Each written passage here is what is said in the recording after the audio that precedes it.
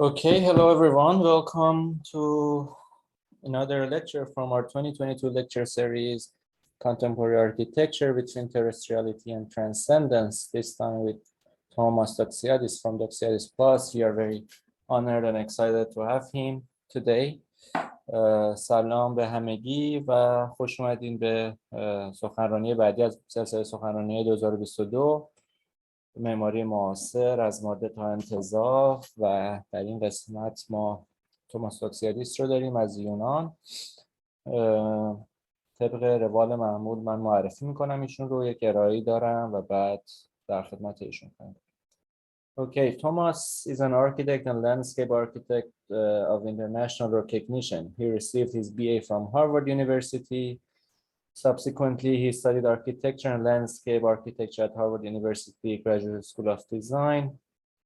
His graduate thesis, Designing for Democracy, addresses the relationship between spatial form and political function. He was teaching assistant at the Harvard University Graduate School of Design, and he has received academic awards such as Harvard College Scholarship, Thomas T. Hoops Prize, Rudolf Arnheim Prize, and the Penny White Award. He returned to Greece in 1999, where he was section manager of the Athens Olympics Organizing Committee, responsible for landscape and look of the city. Concurrently, he was advisor to the Organization for the Planning of Athens. He has taught in the University of Patras. He is currently chair of the Natural Environment Council of the Greek Society for Natural and Cultural Preservation. Thomas has written about and participated in conferences focusing on ecology, landscape, and the city. In 1999, Thomas founded the architecture and landscape practice Duksyadis Plus, which addresses design on the basis of environmental and landscape ecology principles. The practice consists of architects and landscape architects and has extensive international collaborations. Projects include design of developments, parks, residences, resorts, urban interventions, landscape restoration, and policy. The practice has received awards such as the 2010 Architectural Review Emerging Architecture Awards and the first prize for the urban space in front of the new Acropolis Museum. Let me translate that quickly in Farsi. خب توماس دکسیادیس معمار و معمار منظر یا لندسکیپ بین‌المللی هستش. در دانشگاه هاروارد درس خونده، هم دوره لیسانس و فوق لیسانس در دو رشته معماری و معماری منظر. پایان نامه تحصیلات کارشناسی ارشدش رو طراحی برای دموکراسی بوده و به رابطه بین فرم، فضا و عملکرد سیاسی میپردازه. در این پایان نامه در دانشگاه هاروارد دستیار آموزش و تدریس بوده و جوایز آکادمیک مفصلی رو دریافت کرده در اون دوره. در 1999 به یونان باز میگرده و مدیر کمیته سازماندهی المپیک آتن میشه و همینطور مسئول چشمانداز و منظر شهر آتن.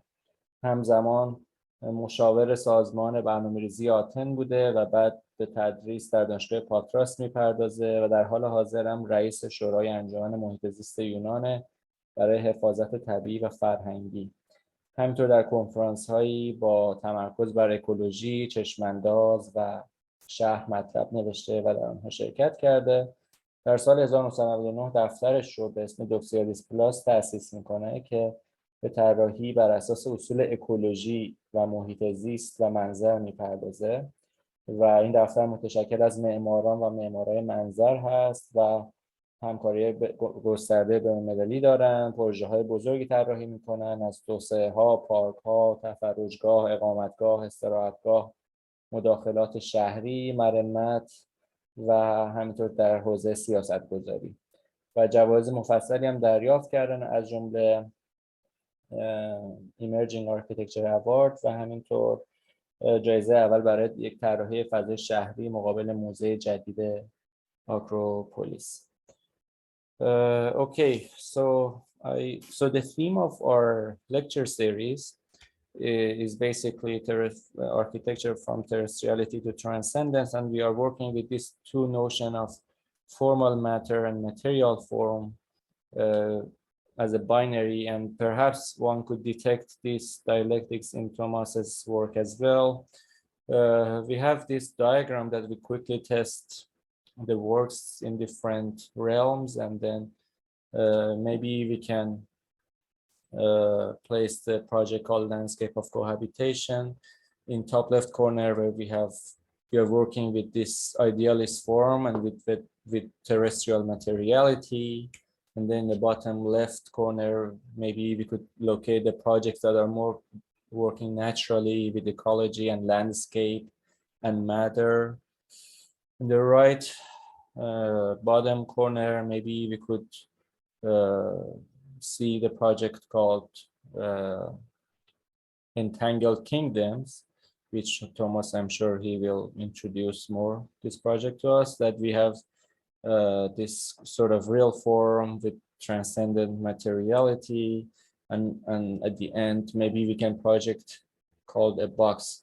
On top right corner, we have the ideal form and transcendent material, not something very landscapey, organic, natural.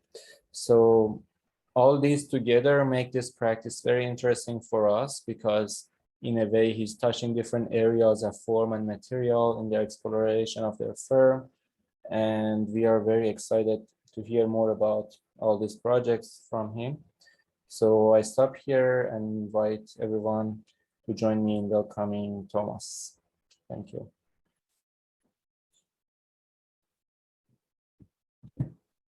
Thank you, Aryan. It's a great pleasure to be here with you this evening.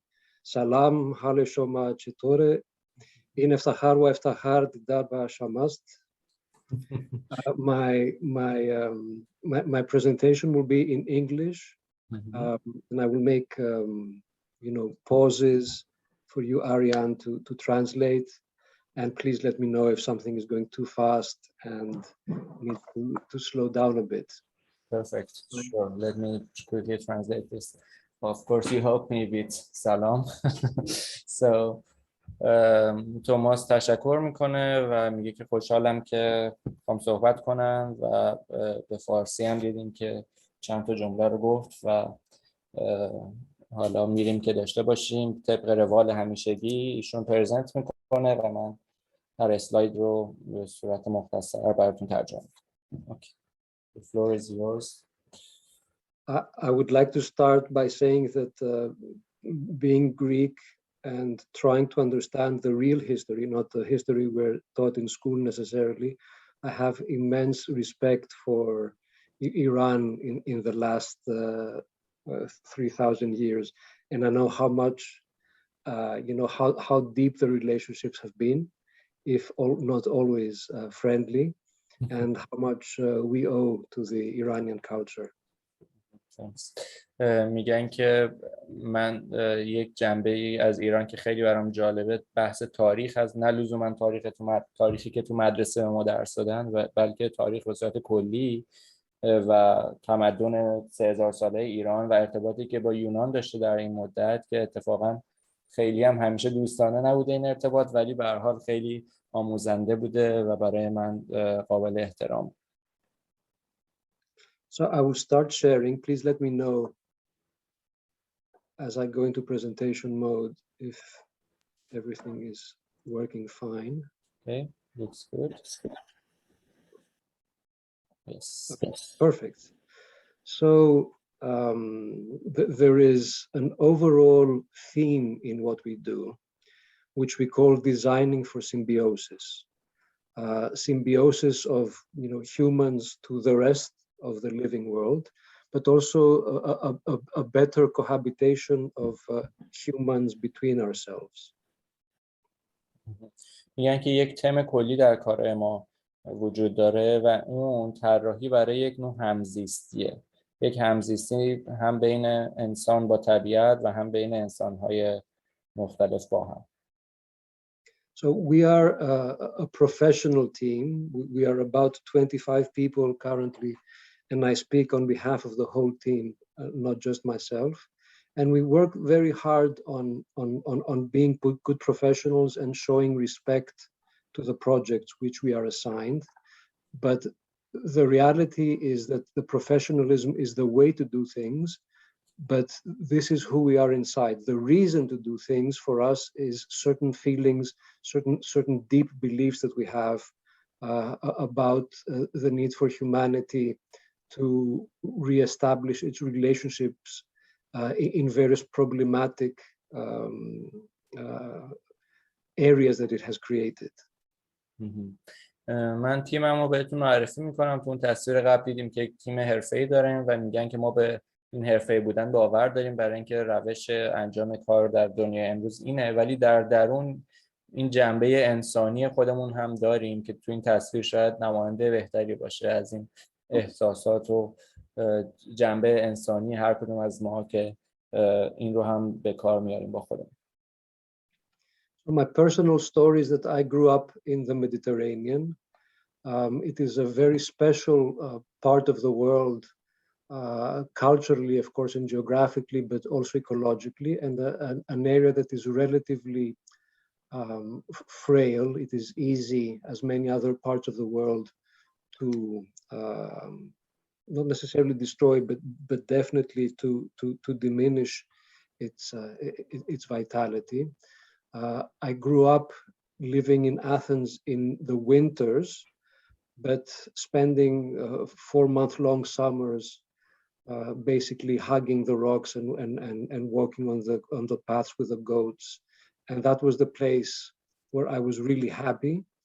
And I think it is the relationship between a very kind of formal academic upbringing in Athens, which was what I must do, and the summers in the Greek landscapes, which is what I love to do, that has created who I am today.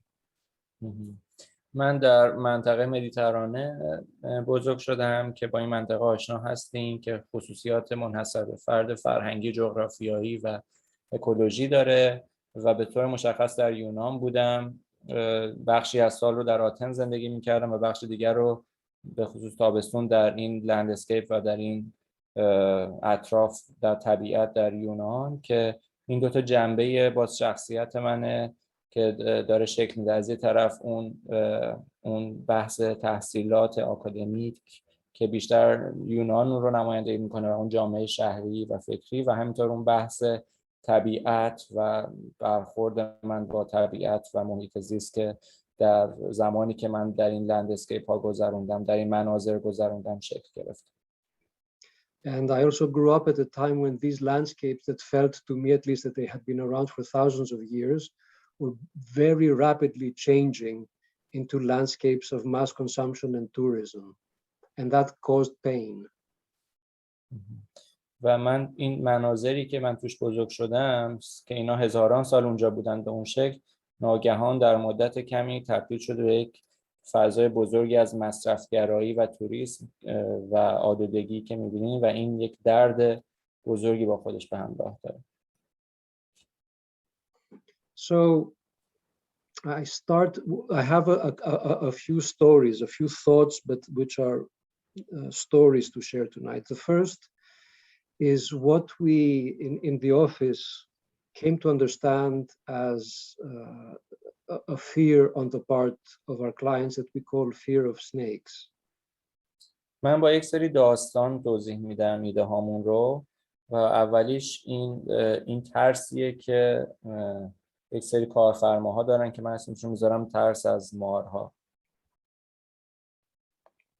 So many of our clients buy properties on very pristine, beautiful virgin lands.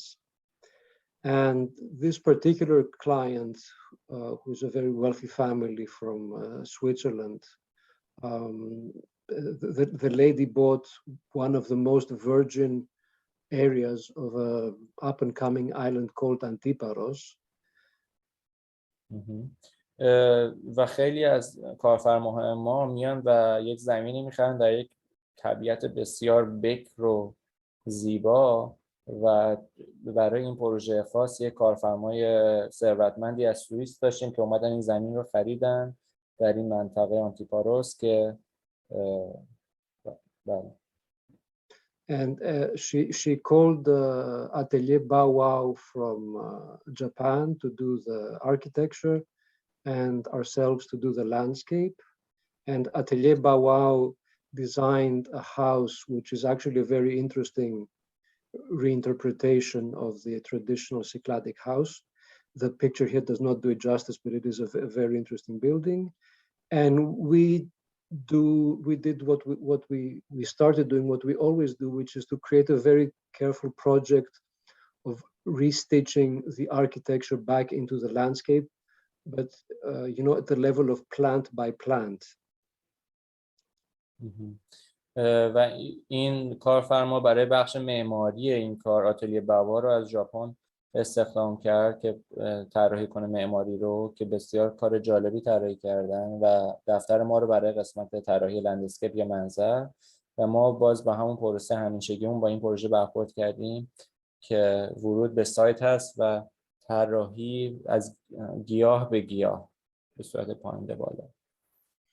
And then after the project was very carefully designed and started construction, the client came and said,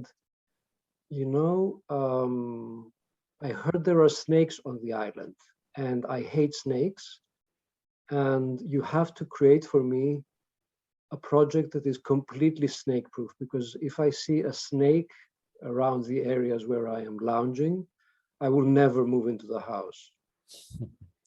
و بعد از اینکه ما طراحی تموم شد، طراحی پروژه، کارفرما اومد به من گفت که من شنیدم تو این جزیره مار هست و من خیلی از مار وحشت دارم و میخوام از شما که یک منظری برای من طراحی کنید که این ضد مار باشه، چون اگه من یک دونه مار ببینم در این اطراف هیچ وقت تو این خونه ساکن نخواهم شد. But just to note that she bought this land and had the house made in a natural area which is full of snakes. در صورتی که اون این زمین رو در جایی گرفته بود که به صورت طبیعی پر از مار هست. So the project started changing and it became a second project was developed, which was snake defenses. The first is we designed again very carefully around every individual plant the path of the snake defense. و پروژه تبدیل به یک جور پروژه دفاع در برابر مار شد و ما یک مسیر خیلی مشخصی رو که می‌بینید برای این قضیه طراحی کردیم. And then started developing alternatives for this kind of snake defense. So one alternative was to cut into the ground and make kind of moats, and to resolve issues such as drainage. How was water going to escape the moats?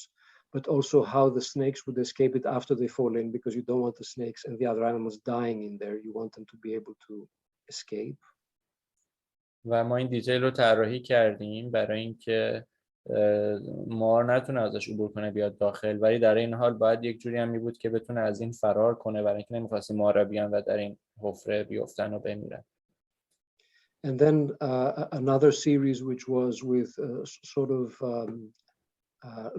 walls sticking out of the ground at various inclines so that the snakes would not be able to enter, but also coated with special Teflon-like materials that animals cannot grab onto.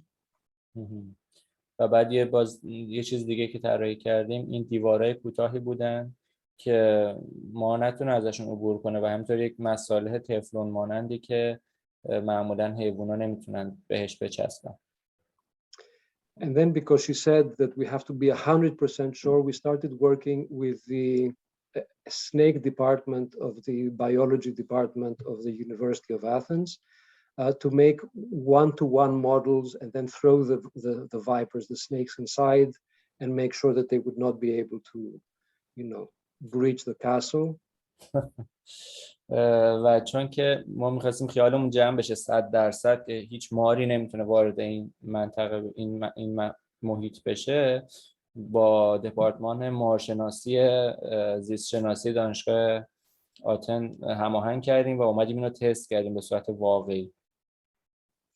And then when we presented to her the combined proposal that we had made together with the university for these one-to-one models and the whole test, she said, oh, it's okay, let's not worry about the snakes anymore. So we had, we got a bit crazy. We were wondering what's happening. Was it the cost of this thing that was prohibitive to her, but it's already a house that is costing millions of euros? Or was it that she was now, as time was becoming more relaxed with the space and more relaxed with the idea of snakes? But in the end, we went back to the normal project without the snake defenses. و بعد وقتی که ما اینو ارائه کردیم به کارفرما، یه دفعه برگشت گفت نه اشکالی نداره، مار من دیگه خیلی نگران نیستم و نمیخواد اصلا این دفاع ضد ما رو اجرا کنیم. و ما مطمئن نبودیم، یکم گیج شدیم برای اینکه نمیدونستیم به خاطر هزینه‌شه که داره این رو میگه یا واقعا یکم راحت تر شده با این ایده اینکه مار تو حیاط خونه باشه. But just to say that this project as well, I don't know, can you see the pointer? Yes. It creates, there is a zone of denser vegetation around in green color, and what you see in this tan color is gravel with very sparse planting, so that she can always see if there are little animals. Supposedly she can see if there are little animals coming to get her. Can you explain the second part a little? So this green color is dense vegetation, which is dense like this. But this tan color is vegetation that is very sparse, like these areas, because she wants to have visual control of the last few meters before we get from nature to her house. I see. Okay. و ما این طراحی به این شکله که تو تصویر می‌بینین اون جاهایی که سبزه پوشش گیاهی انبوه و متراکمه و اون جاهایی که نقطه‌های رنگی می‌بینین اون تیکه جایی که خلوت‌تره، پوشش گیاهیش تقریبا مثل جایی که خیلی انبوه نیست و خالیه، برای اینکه می‌خواستیم چند متر فاصله باشه تا اگه که ماری هستش دیده بشه در این فاصله تا خونه. And this is not the first time that we have had such relationships and reaction from clients. It's very usual that clients buy and create houses in areas that are very natural and very beautiful for that reason. But in fact, what they are asking for in landscape is this, something completely clean, controllable, and more like an indoor than an outdoor space. و این اولین بار نیست که ما با یک پدیده اینجوری مواجه میشیم که کارفرما میاد یک زمین طبیعت بکر پیدا میکنه و بعد یک دفعه از ما میخواد که این رو تبدیل کنیم به یک منظری مثل اینی که میبینیم که یک فضای خیلی مصنوعی و کنترل شده است. So we come to ask ourselves is a psychological and cultural question, which is why do people insist on imposing this idea of the controlled, completely controlled nature on real nature rather than appreciating what it is. And we've come again to a set of stories that I will develop. And the first is the realization that utopia in the Judeo-Christian Islamic tradition has come out of the idea of the garden. و ما باز اومدیم به این قضیه فکر کردیم که چرا این پدیده پیش میاد و این یک داستانی شد برای تم بعدی پروژه ما و این از اونجا میاد که در سنت یا فرهنگ سنتی مسیحی و اسلامی یوتوپیا یک جورایی نماینده این آرمان شهر یا یوتوپیا باغ هستش. So we all know the story, which was that Adam and Eve lived in this perfect place where they didn't need to worry about being, clothes. They didn't have to worry about food. They didn't have to worry about water. They didn't have to worry about everything. Everything was perfect. And then, Eve had this discussion with the serpent that was going to give her the opportunity to differentiate between good and evil. And then, of course, we all know the story. They're being pushed out of the Garden of Eden. Bye-bye. And sort of the good times for humanity end this way. همه ما با این داستان معروف آدم و حوا آشنا هستیم که آدم و حوا توی این باغ بهشت بودن بدون که بخوان لباس بپوشن یا نگران خوردن و آشامیدن باشن یا هیچ چیزی و بعد میدونیم که با در واقع مکالمه‌ای که حوا با شیطان داشت و میوه ممنوعه رو خورد از بهشت اخراج شدن آدم و حوا. And ever since then, in most of the Judean, Christian, Islamic traditions that we can see, the idea of the perfect place is some perfect idea of nature, some perfect idea of garden. And it is not only in sort of the Middle Eastern tradition, but we find it as well in other traditions, for example, such as the Chinese tradition, where there's the story of the peach blossom spring, which is a similar story of perfection being out there in nature, but if you try to get there, you cannot. و این ایده باغ یک جور ایده آرمان شهری باغ به عنوان یک جای ایدئال و پرفکت، یک نه تنها یک ایده خاورمیانه‌ای و مسیحی اسلامی سنتیه، بلکه در شرق هم، در چین هم ما این رو می‌بینیم در این نقاشی بهار شکوفه هلو. So since then, again, there is a very clear relationship between Eden, or the perfect place, or utopia, being a kind of garden, a kind of perfectly, perfect for humanity garden in nature. بنابراین ایده اینه که این باغ بهشت به عنوان یک باغ ایدئال برای انسان هاست و طبیعتی که اونجا وجود داره. Now, the interesting thing is that the converse also happens. Because utopia is considered as a garden, gardens, or perhaps that is one of the reasons, gardens become the places where humanity can create a sense of utopia. So we call it fashioning a perfect earth, but starting from at least the ancient Egyptians, who create gardens which are representations of the agricultural revolution, basically, and representations of the way that humans have managed to tame parts of nature and make them work for humanity. Yeah, maybe you should translate and go forward. Okay. میگن که باغ در واقع پس یک محلی شد برای فکر کردن به این آرمان شهر برای انسان‌ها و اینکه ما اینو چجوری میتونیم شکل بدیم برای خودمون، این آرمان شهر رو تو باغ درست کنیم. و این بازنمایی که اینجا میبینید بازنمایی مصر باستان هست که داره انقلاب کشاورزی رو و کشاورزی و دامداری رو داره نشون میده و اینکه ما چجوری میتونیم طبیعت رو شکل بدیم که به نفع خودمون ازش استفاده کنیم.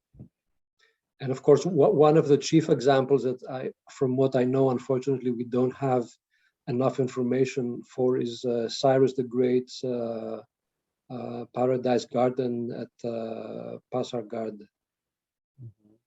یکی از مثالایی که ما بهش نگاه میکنیم این باغ کوروش کبیر هست در پاسارگاد. So this again, creating gardens to represent or recreate utopia has been at the center of sort of landscaping and garden making for, I would say, at least 4,000 years. و این ایده خلق باغ یک جورایی به عنوان یک آرمان شهر یک ایده بوده که هزاران سال وجود داشت. And of course, it's not always the same thing because through time and different cultures, the idea of perfection changes. So, for example, for the Renaissance garden, it is a strong geometrical control of nature. For the English Romantic garden, it is the return to some kind of Arcadian ideal. In the 19th century, it is the social utopia of the Volksparks, such as Central Park. و خب این ایده باغ ایدئال همیشه به یک شکل نبوده و ایده انسان‌ها نسبت تصور انسان‌ها از این ایدئال تغییر کرده. مثلا در دوران رنسانس که سعی می‌کردن به کنترل هندسی دقیق رو اون باغ‌ها داشته باشن، تا دوران انگلیش گاردن یا باغ انگلیسی که یک نماد رمانتیک طبیعت شده بود، باغ می‌خواست که شبیه طبیعت واقعی باشه. و بعد در قرن 19 که پارک ها و باغ ها مثل این سنترال پارک شده بودن یک محل اجتماعی، یک محل مراودات، یک نقش اجتماعی داشتن. So this seems like a relatively straightforward connection between, you know, Eden, utopia, and the garden, and you know what's wrong with it. It seems like a beautiful story, and yet we think that there is a problem there, and we call it the problem with utopia in the Anthropocene, and I will explain our thinking. و بعد ما این ایده باغ و بهشت و آرمان شهر رو اومدیم دنبال پرابلمش یا مشکلش گشتیم که ببینیم مشکل این قضیه یوتوپیا در دوره یک جورای انسان محوری یا انسانگرایی در زمان حاضر چیه؟ So when humans were kicked out of Eden, ever since they have wanted to return. Okay, so ever since they have had an idea in their heads of the perfect life and of perfection, and are trying to create it on the physical earth. از زمانی که انسان‌ها از باغ بهشت اخراج شدن، انگار که همیشه می‌خواستن که برگردن به این و برای این بازگشت هی سعی می‌کردن که این باغ رو دوباره روی زمین تولید کنن، دوباره بسازنش.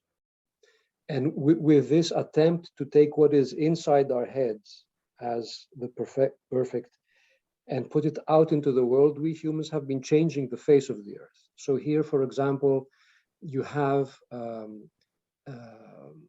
the pattern of agricultural plots in Tuscany, which has stayed the same since Roman times. و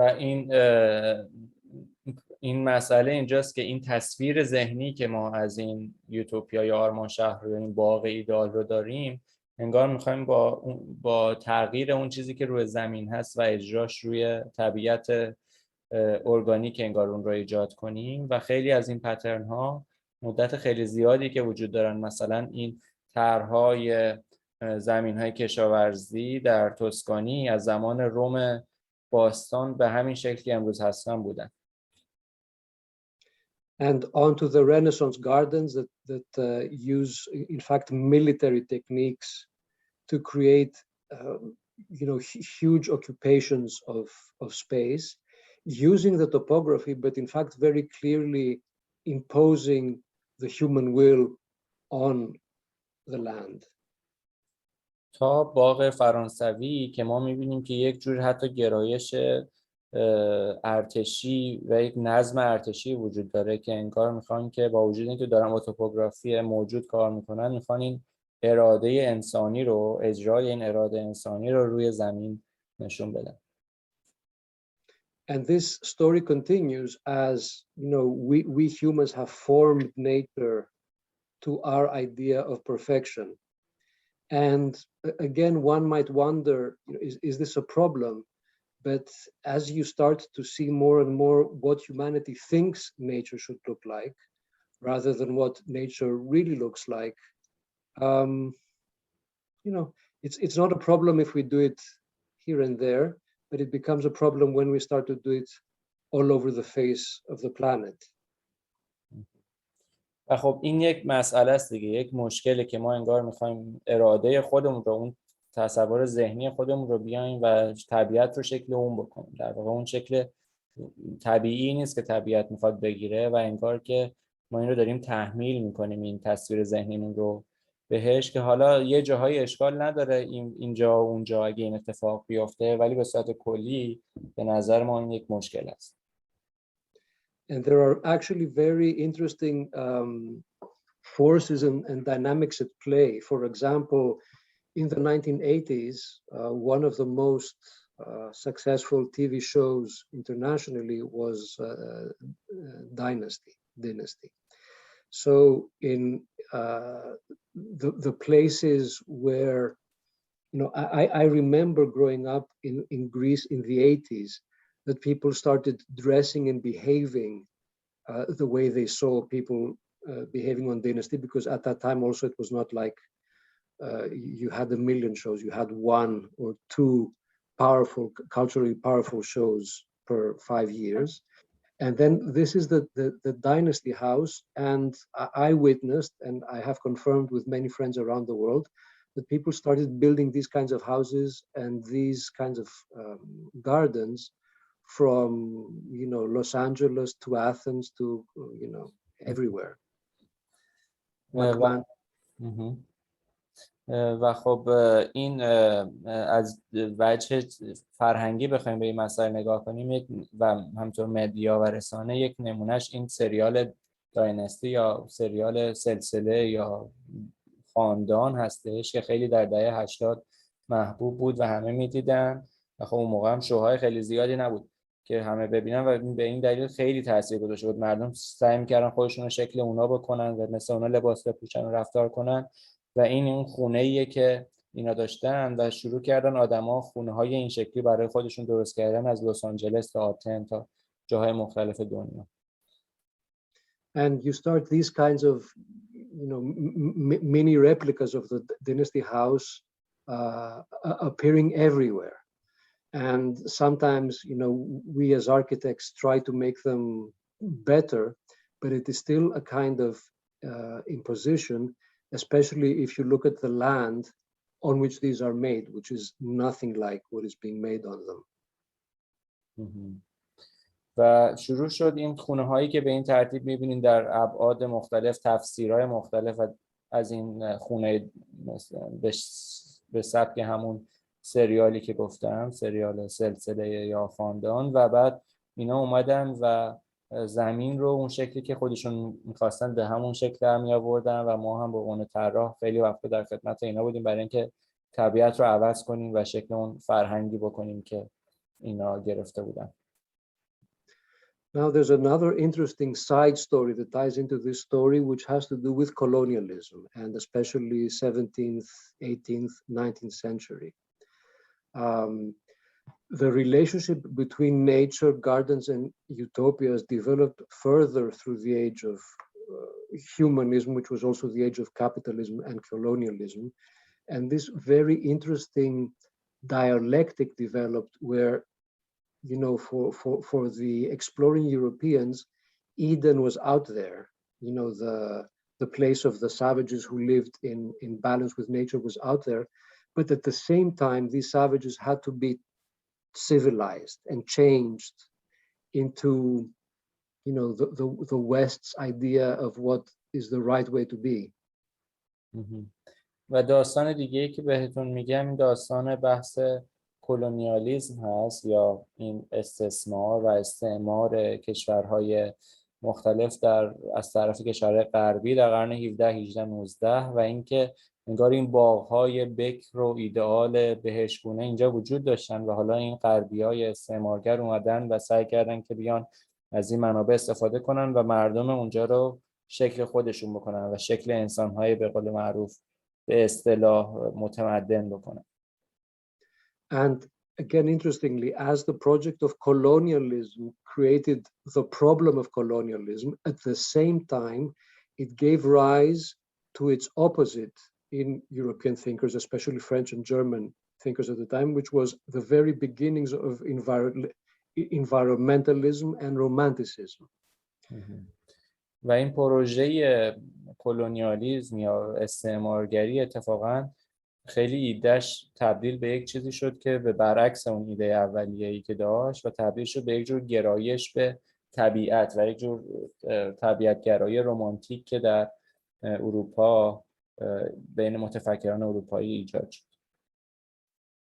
There are very interesting cases and well documented actually because it is the beginning of the real age of science.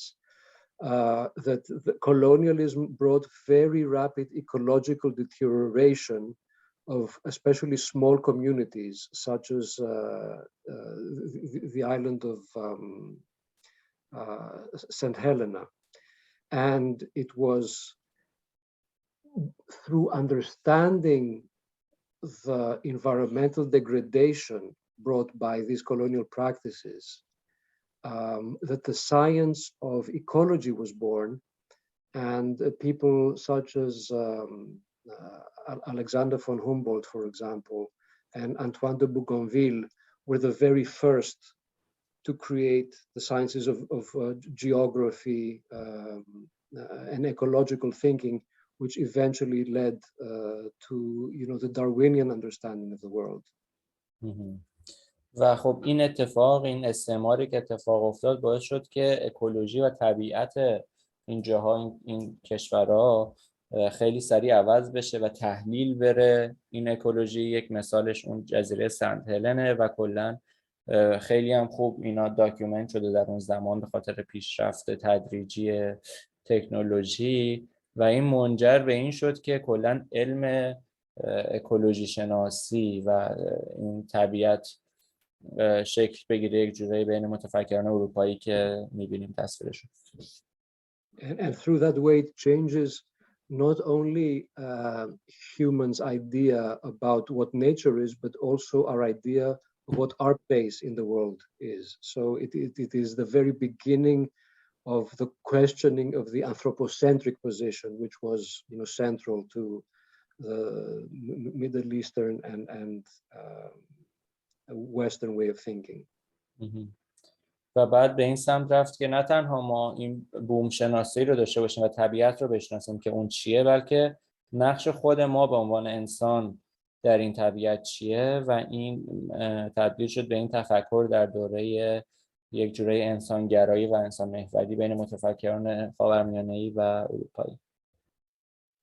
And at the same time, the science of botany develops, which is a science of knowing the botanical world and a science of controlling the world. So again, it has this duality, but it is through this development of the botanical garden that we have the basis for the institutional emergence of environmentalism. و بعد این علم گیاه شناسی خیلی رایج شد که یک جور تضادی در خودش داره که هم گیاه رو میشناسیم و هم این رو که چجوری میشه تغییر داد و این به تدریج رفت به سمت همون گرایش محیط زیست گرایی که در موردش صحبت کرد. So at the same time, there is a third parallel movement, which is the development of Edenist literature. So, Defoe's Robinson Crusoe, for example, provides a model for a French cult of the utopian South Sea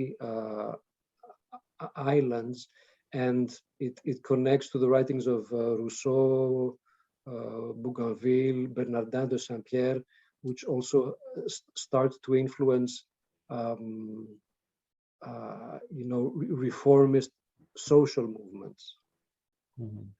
و این دوره‌ای بود که اولین بار داستان رابینسون کروزو مطرح شد و این خیلی تحت تاثیر داد متفکران اون موقع رو مثل روسو و سایرین که یه جورایی تبدیل به یک آگاهی اجتماعی یا یک جنبش اجتماعی شد.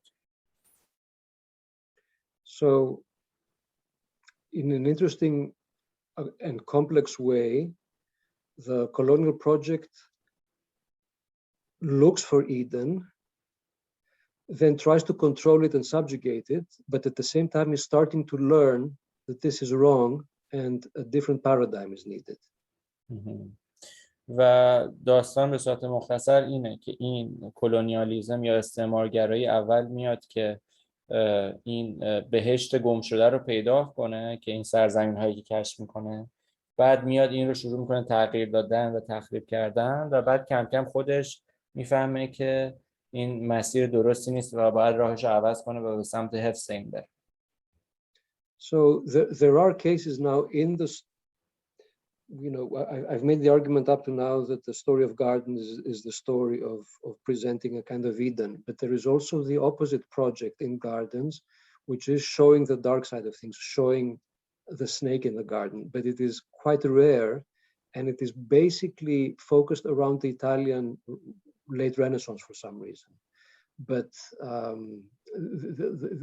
these late Renaissance Italian gardens they show the uncontrollable, the imperfect, the things that humans can and never will be kind of, in a good relationship with, the things that should always kind of scare us and show us our position in the world as not being that of knowing everything and controlling everything. و این خب ایده این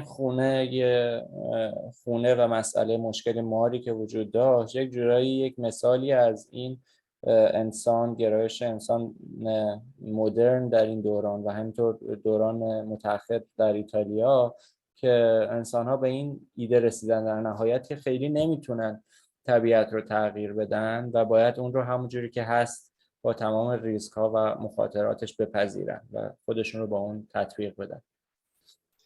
And they bring us back to another part of the Eden story, which is that when this whole story happens and humans are kicked out, we meet this person that did not exist before theoretically. So humanity becomes acquainted with death. و بعد در این داستان آدم و حوا وقتی که ما میبینیم که آدم و حوا اخراج میشن از این بهشت مواجه میشن با این فرشته مرگ یا اسرائیل و این جایی که آدم‌ها با مفهوم مرگ آشنا میشن. And putting things in a good relationship with death, we think is a project now for humanity. There are philosophies from the past that say that death is not something to worry about. And we are learning more and more that death is a necessary prerequisite for life. And our passion for things that decompose, such as fungi, come from this understanding of the necessity of death. و این آشنایی با داستان مرگ برای انسان‌ها کم کم وقتی اینو پذیرفتن به این نتیجه ما میرسیم که مرگ یه جور پیش نیاز برای زندگیه و این یه جور چرخه طبیعی حیات و مرگ هست که ادامه پیدا میکنه در طبیعت و این ما رو به این داستان قارچ‌ها میبره. قارچ‌ها یک مثالی از این قضیه هستند که مرگ در واقع پیش نیاز یک حیات جدیده. So our thesis in a way is that it is our responsibility as designers to bring the snake back into the garden.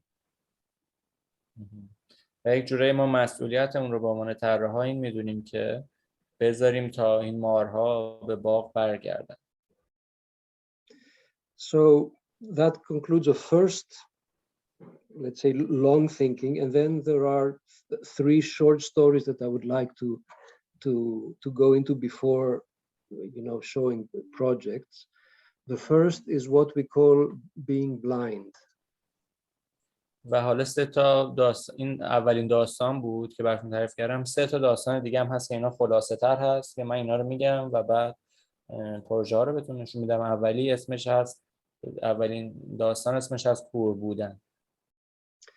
So I've had a chance to visit Australia a few times over the years, mainly for conferences and lectures, etc., and have become quite fascinated with the Australian landscape, and especially fascinated with the way that the native Australians live on it or used to live on it.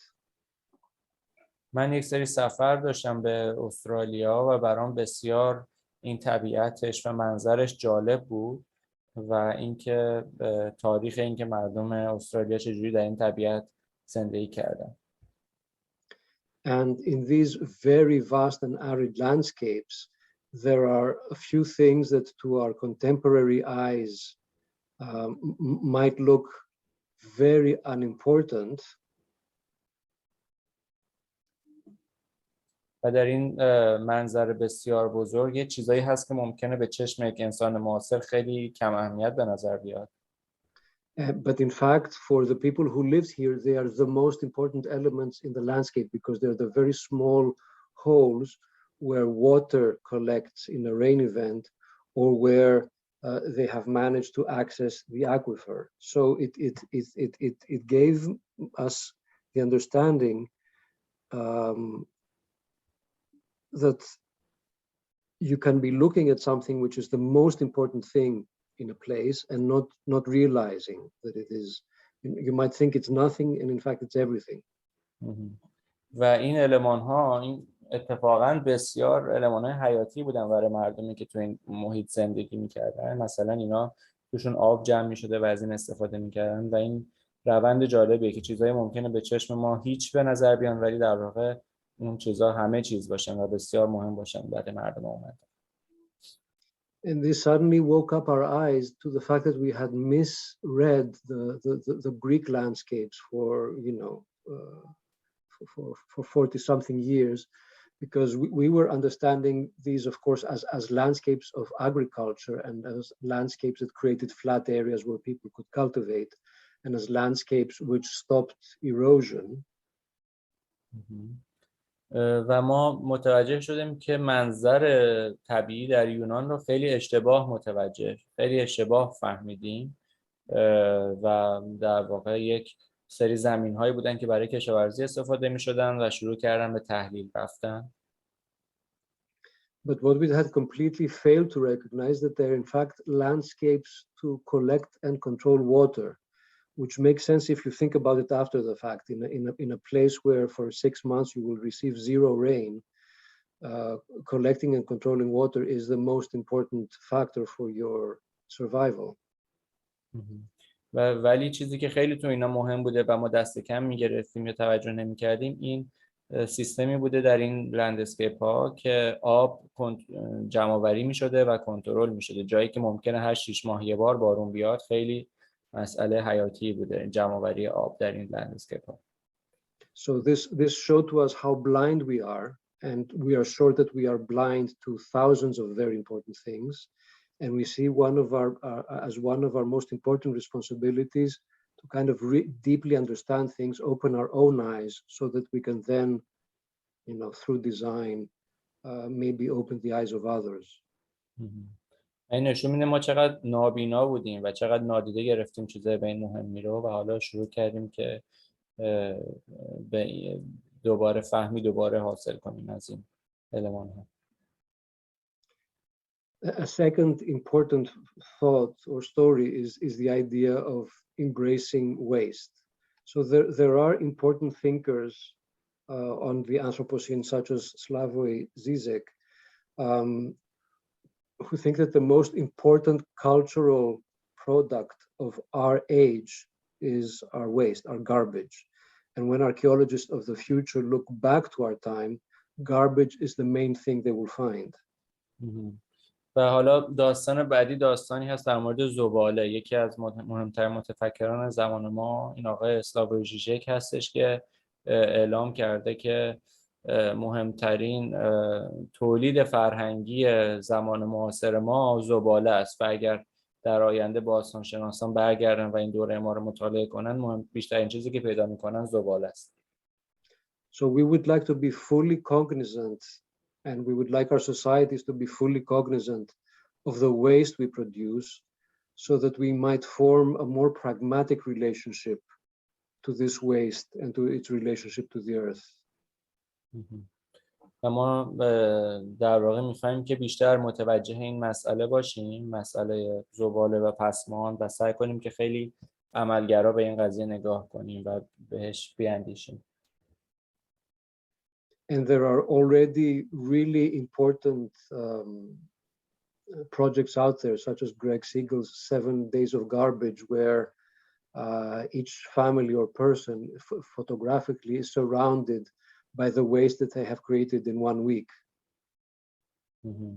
و یک پروژه هنری هست از گریگ سیگل به اسم 7 روز زباله که تو این پروژه ها اومده یه جوری داکیومنت کرده زباله هایی که هر فرد یا خانواده در مدت 1 هفته فقط تولید میکنه.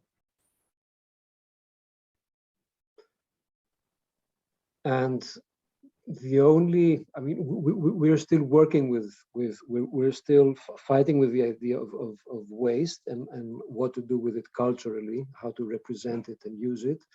The one successful example I have seen was in the gardens of the New York homeless in pre-Giuliani New York. There were over 700 of these little occupation gardens, and many of them were, they had these fantastic landscapes created by their occupants through the reuse of garbage. و یکی از مثالهایی که جالبه برای ما استفاده از زباله، با این یه جور باغ‌ها، فضاهای آدم‌های بدون خونه‌ای هستن در نیویورک که اومدن و از این آشغال استفاده کردن برای یه جورایی فضاسازی در نیویورک قبل از دوران پیش از جولیانی. And the last story, at least from the Greek perspective, is the idea of extending citizenship. So we have here a rough timeline where about 550 BC, both in Athens at the same time in Rome, completely by chance, the nobles kill the kings, and you start having land-owning men having the rights of a full citizen and the decision-making power of a full citizen. و داستان آخری که براتون تعریف میکنم داستان امتداد شهروندی هست یا سیتیزنشیپ، و داستان از سال 550 شروع میشه وقتی که آتنیای باستان با کشتن پادشاه اومدن و همه اینایی که صاحب زمین بودن به عنوان یک شهروند با مزایای کامل شهروندی، حقوق کامل شهروندی فرض شدن. And then another interesting waypoint is in 212 of the Common Era, where all free men of the Roman Empire are extended the right of citizenships, whether they, whatever religion or whatever ethnicity they're from. و همینطور همه مردان امپراتوری روم هم اومدن و به عنوان شهروند در نظر گرفته شدن با تمام حقوقی که بهشون تعلق میگیره. And then in the West, the clock kind of resets and restarts with the French and American Revolution. So in 1788, all US landowning men have the right of citizenship and self-determination. In 1868, US slaves have the right to vote and self-determination and protection. After them, in 1920, US women are given the vote and the right of self-determination. و بعد در امتداد این در سال 1788 در آمریکا همه مردهایی که صاحب زمین بودن حق رأی دادن پیدا کردن و به عنوان سیتیزن در نظر گرفته شدن. 1868 بردگان در آمریکا به عنوان سیتیزن و شهروند در نظر گرفته شدن، قبول شدن، و همینطور در 1920 زنان برای اولین بار حق رأی پیدا کردن و به عنوان یک شهروند حقوقشون بهشون رسید. And then significantly in 2012, you have the first non-human entity, which is a natural system, which is the Waranganui River in New Zealand, granted the rights of citizenship and self sort of determination and legal protection. و در سال 2012 بود که برای اولین بار یک سیستم طبیعی که یک رودخونه‌ای هست در نیوزلند یک جورایی حق شهروندی پیدا کرد و حق اینکه خودش حق حفاظت داشته باشه و یک جورایی انگار که کسی نتونه که به اون تعدی کنه. And it might seem a long way off, but we are starting to ask ourselves the question, when will animals and when will plants be given the same kind of recognition? We believe that in the same way that we look at previous generations that owned slaves and we say, how is it possible to treat other humans that way? We believe that it is possible that our grandchildren will look back at us and say, how is it possible to treat animals and plants that way? Mm-hmm. And we do have, as an office, the moral position that, you know, all of these other creatures that share the earth with us have more or less the equal rights, and we have to treat them with respect. و بعد ما این سوال حالا برام پیش میاد که چه وقتی این حق شهروندی یا حق در واقع امن بودن به طبیعت، به حیوانات و گیاهان تعلق پیدا میکنه و این یک جور موضع‌گیری اخلاقی ما در دفتر ما که معتقدیم که طبیعت باید اونجوری که هست پذیرفته بشه، ازش حفاظت بشه و یک جور انگار حق شهروندی داشته باشه و کسی نتونه به این حقوق تعدی کنه. And this is an interesting tie-in with the last architectural biennale, where one of the sort of master projects was Olafur Eliasson bringing together the various participants of the biennale to create the UN Assembly of the Future that is composed of non-human species, saying that, you know, if we are to decide on the future of the planet, humans should not be the only ones making the decisions. و در بیاناله بود که برای اولین بار در 2 سالانه که اومدن و به این فکر کردن برگزار کنندگان که بقیه اجزای طبیعت و نیروهای طبیعت هم بیان به عنوان در واقع در این محفل یا انجمن سازمان ملل برای آینده عضویت پیدا کنن و یک جورایی انگار که حق رأی داشته باشن یا انگار که بتونن جایگاه خودشون رو در کنار انسان‌ها داشته باشن. So that brings us slowly but surely to our own work, which we call, you know, symbiosis, but also entopia, meaning creating for a place that is specific and not, you know, just bringing our ideas of perfection into the world or living with the snakes.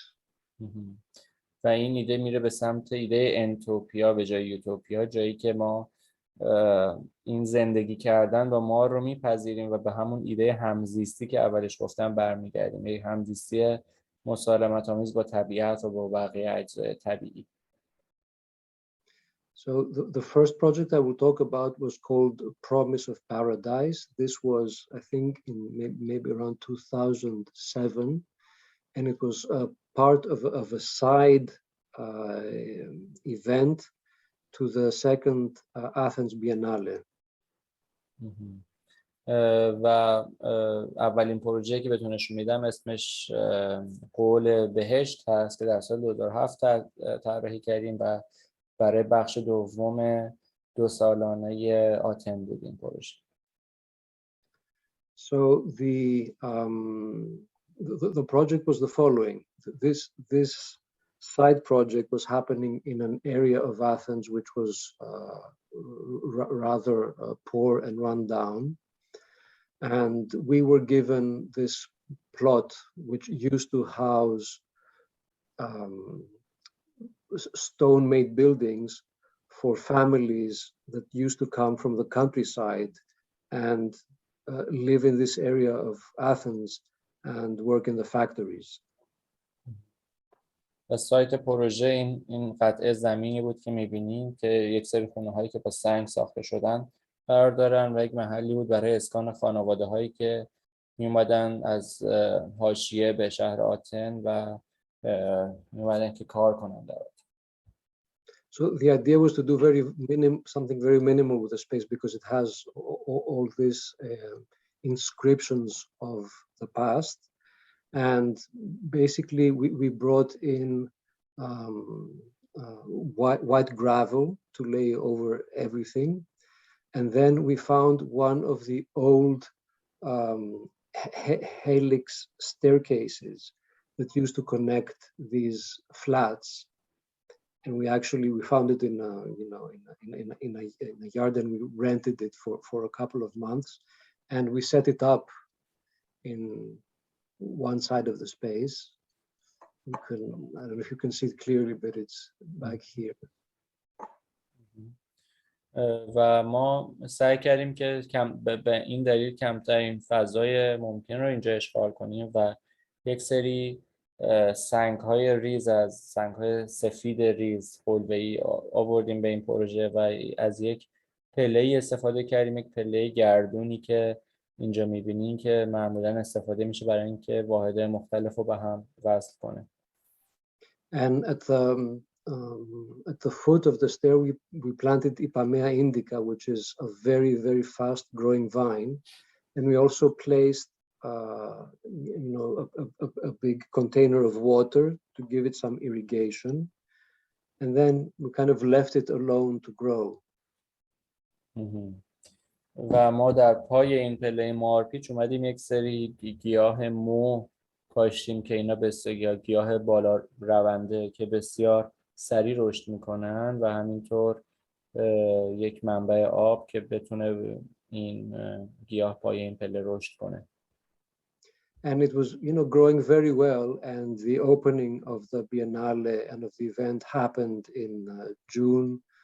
And we were kind of, happy with what the stair and the plants were slowly doing. And we were following it in the summer, and the irrigation was on and it was going fine.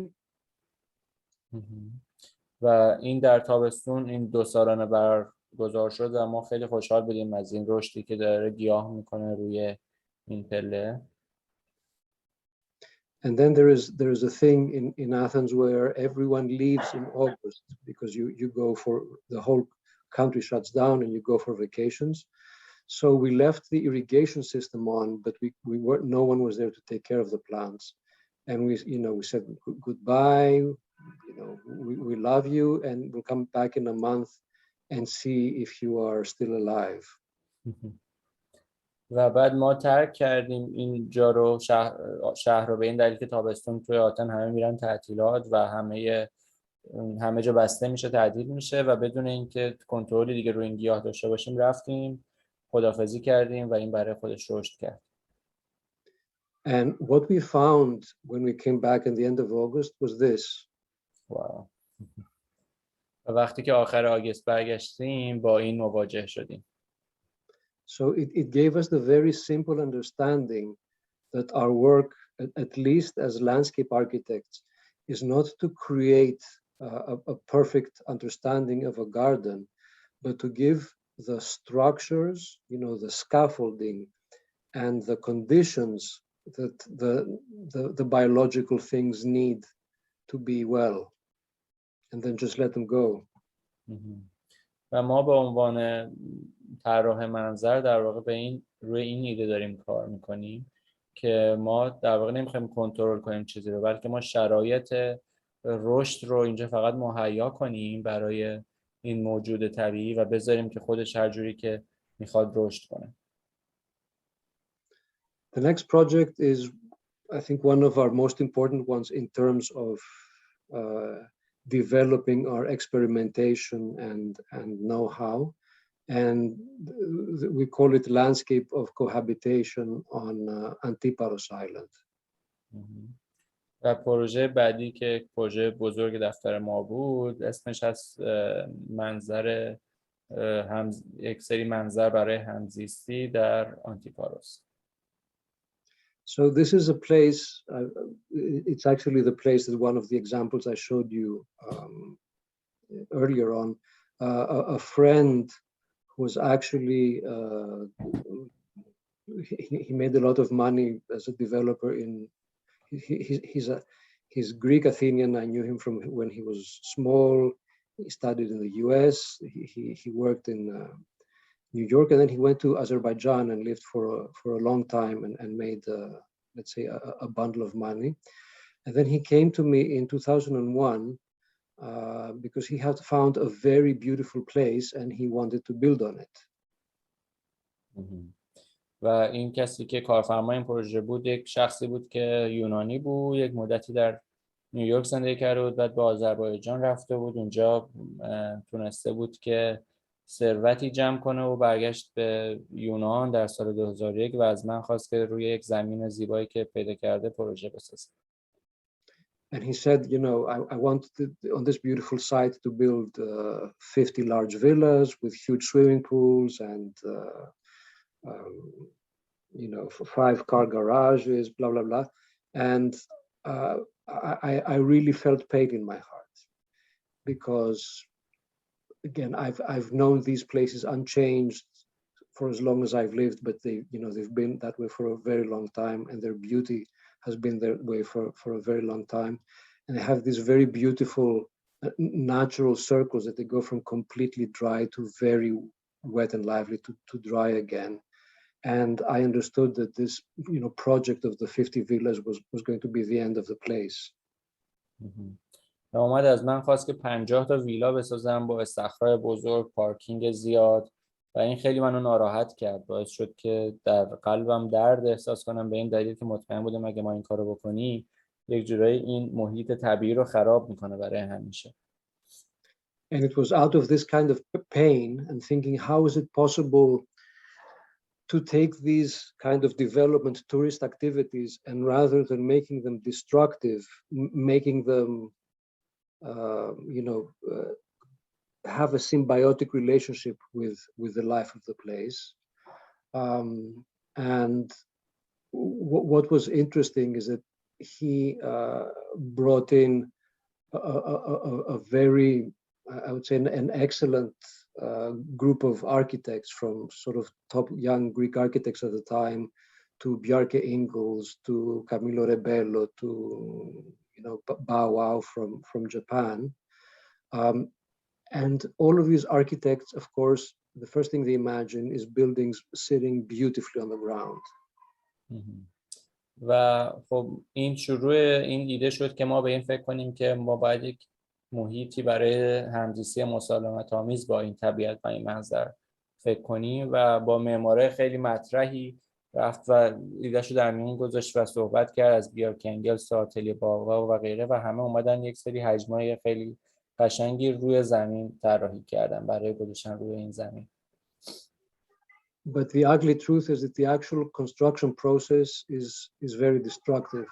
So on this diagram of the very first phase of the first 10 villas, you have the buildings in white, which are not a huge imposition, but in red you have the road network needed to construct them, and the construction plazas needed to construct them. ولی حقیقت تلخ و زشت در مورد این پروژه ها اینه که اینا بسیار محیط رو تخریب میکردن و تحلیل میبردن. تو این نقشه شما میبینید به جز ساختمونا که با سفید نشون داده شدن، این ناحیه‌های قرمز همه محیطایی که برای راه و ارتباط و تامین زیرساخت برای این خونه هاست که باید نیاز هست که این تولید بشه. So this is what is happening through the construction, and our job was to create strategies to stitch everything into the landscape. و اینی که تو این تصاویر می‌بینید اتفاقی که داره تو این پروسه ساخت میفته، و وظیفه ما انگار تو این پروژه به عنوان طراح منظر این بود که همه چیز رو یه جورایی دوباره وصله بزنیم و به این طبیعت موجود انگار بخیه کنیم، دوباره وصلش کنیم به محیط طبیعی. So the first strategy had to do with the big scale, with first doing a very, very careful reading of the existing land, both as a form, but also as processes. So in terms of form, we have the natural, which is the slopes and the topography, the low dry vegetation, the tall green vegetation. In terms of man-made structures, we have the dry stone property walls, we have the agricultural terraces, we have the existing buildings. And then in terms of processes, we have the process of erosion, the process of the hydrological cycle, and the very, very strong presence of wind on the site. There used to be an old process which was human cultivation and human goat and sheep herding, but those processes are now dead because the local economy is no longer agricultural and pastoral. و ما اومدیم این سایت رو مطالعه کردیم از لحاظ نه فقط فرم‌های موجود و آنالیز فرم این سایت، بلکه پروسه ها و روندهایی که توی این محیط طبیعی در جریانه. حالا اینجا مثال سمت چپ هست از بررسی و مطالعه اون بافته گیاهی از بافته گیاهی کوتاه تا بلند تا زمین‌های شیبدار تا دیوارهای سنگی، اون تراس‌های طبیعی یا طبقات طبیعی که توی این طبیعت هستش، ساختمان‌های موجود، وضع تحلیل این خاک، منابع آبی موجود و همینطور باد که خیلی مسئله مهمی بوده در این به عنوان بخش روند و نه فرم در این محیط. So our reaction to this was to use the natural and the man-made forms, the existing, let's say, eroded structure of the landscape, restore the old terraces and introduce new ones in certain locations as necessary, create a road network that does not do the usual zigzag through the landscape, which is very, at least visual, destructive, but rather strictly follows the lines of the old stone walls, and work closely with the architects to integrate the vegetation, the uses, but even the morphology of the buildings. So when a building is it's high and in a very windswept location, it is a volume which is very compact. And the more you go down into the protected area of the agricultural terraces, the volumes start to kind of extend and become part of that system. و خب ما اولین کاری که کردیم این بود که اون طبقات طبیعی یا اون دیواره سنگی قدیمی که طبقه کرده بودیم لندسکیپ رو دوباره احیا کردیم و بازسازی کردیم، گذاشتیم و جاده رو به یک شکل طبیعی در مسیر این دیوارهای قدیمی ترمیم شده در آوردیم، به جای حالت زیگزاگ معمولی که خیلی برهم زننده نظم موجوده و خیلی بر اساس این ارتفاع و باد و شرایط محیطی گیاها رو انتخاب کردیم و تنظیم کردیم برای موقعیتشون و همینطور با بخش معماری و فرم پروژه هایی که اومده ساخته شدن در ارتباط نزدیک بودیم با معمارها و مثلا اون فرم به خاطر که باد شدیدی هست در این منطقه، اون خونه هایی که روی تپه هستن در ارتفاع بیشتر که باد شدید میگیرن بیشتر متراکم حجمشون و هرچی ما به پایین این ارتفاع پایین‌تر میرسیم این احجام باز میشن و یک کم پخشتر میشه ترکیب بندی حجمی ساختمان. This, for example, is a house designed by Camilo Rebelo, who's a very talented Portuguese architect, and it completely takes the forms of the old agricultural terraces and makes the house as a set of terraces. And then we come in and let's say reinforce it with a few more terraces and with a system of vegetation which takes the different landscape typologies from the surrounding landscape and uses them to stitch the house back into the land. و این کار پروژه معمار بسیار با استعداد پرتغالیه به اسم کامیلو ربلو که اومده و این خونه رو بر اساس فرمش رو بر اساس این توپوگرافی زمین موجود و این دیوارهای کشاورزی، این دیوارهایی که طبقات رو تراس‌ها رو برای زمین کشاورزی مهیا می‌کردن با اینها کار کرده و ما این طراحی در واقع لندسکیپ و منظر پروژه رو هم خیلی دقیق با استفاده از همین خط‌ها و موقعیت‌های طبیعی طراحی کردیم و به صورت مستقیم باهاش کار کردیم. سعی کردیم که دوباره این پروژه رو یک جوری به همون زمین طبیعیش بخیه بزنیم و بچسبونیم. Another strategy is working with the contractors to minimize the disturbance from road creation. So usually when the roads are cut, they just throw the stones on the lower part of the road and they create kind of destructive conditions. But in this case, they, you know, of course, with the support of the developer, they agreed to cut a bit of the road, immediately remove the material, cut a bit of the road, immediately remove the material, and to make the road as narrow as possible, as necessary for the construction activities. و باز ما سعی کردیم یک کنترل و نظارتی داشته باشیم به پروسه ساخت و اینکه خب در حالت طبیعی این بولدوزرهایی که میان زمین رو خراب میکنن و جاده درست میکنن اون سنگ ها و خاک هایی رو که میکنن همونجا میریزن پایین تپه و یک منظره زشتی درست میکنه و ما با هماهنگی با سرمایه گذار این پروژه از این سازنده خواستیم که هر تیکه از این جاده رو که میکنن سریع جمع کنن اون نخالش رو و اون ضایعاتش رو و همینطور جاده هم به باریک ترین حالت ممکن تا اون جایی که ضخامت عرض جاده که فقط ضروری هست نگه دارن و بیشتر از اون نکنن. And the similar strategy was again to work closely with the contractors to establish very strong and defined boundaries for the construction process.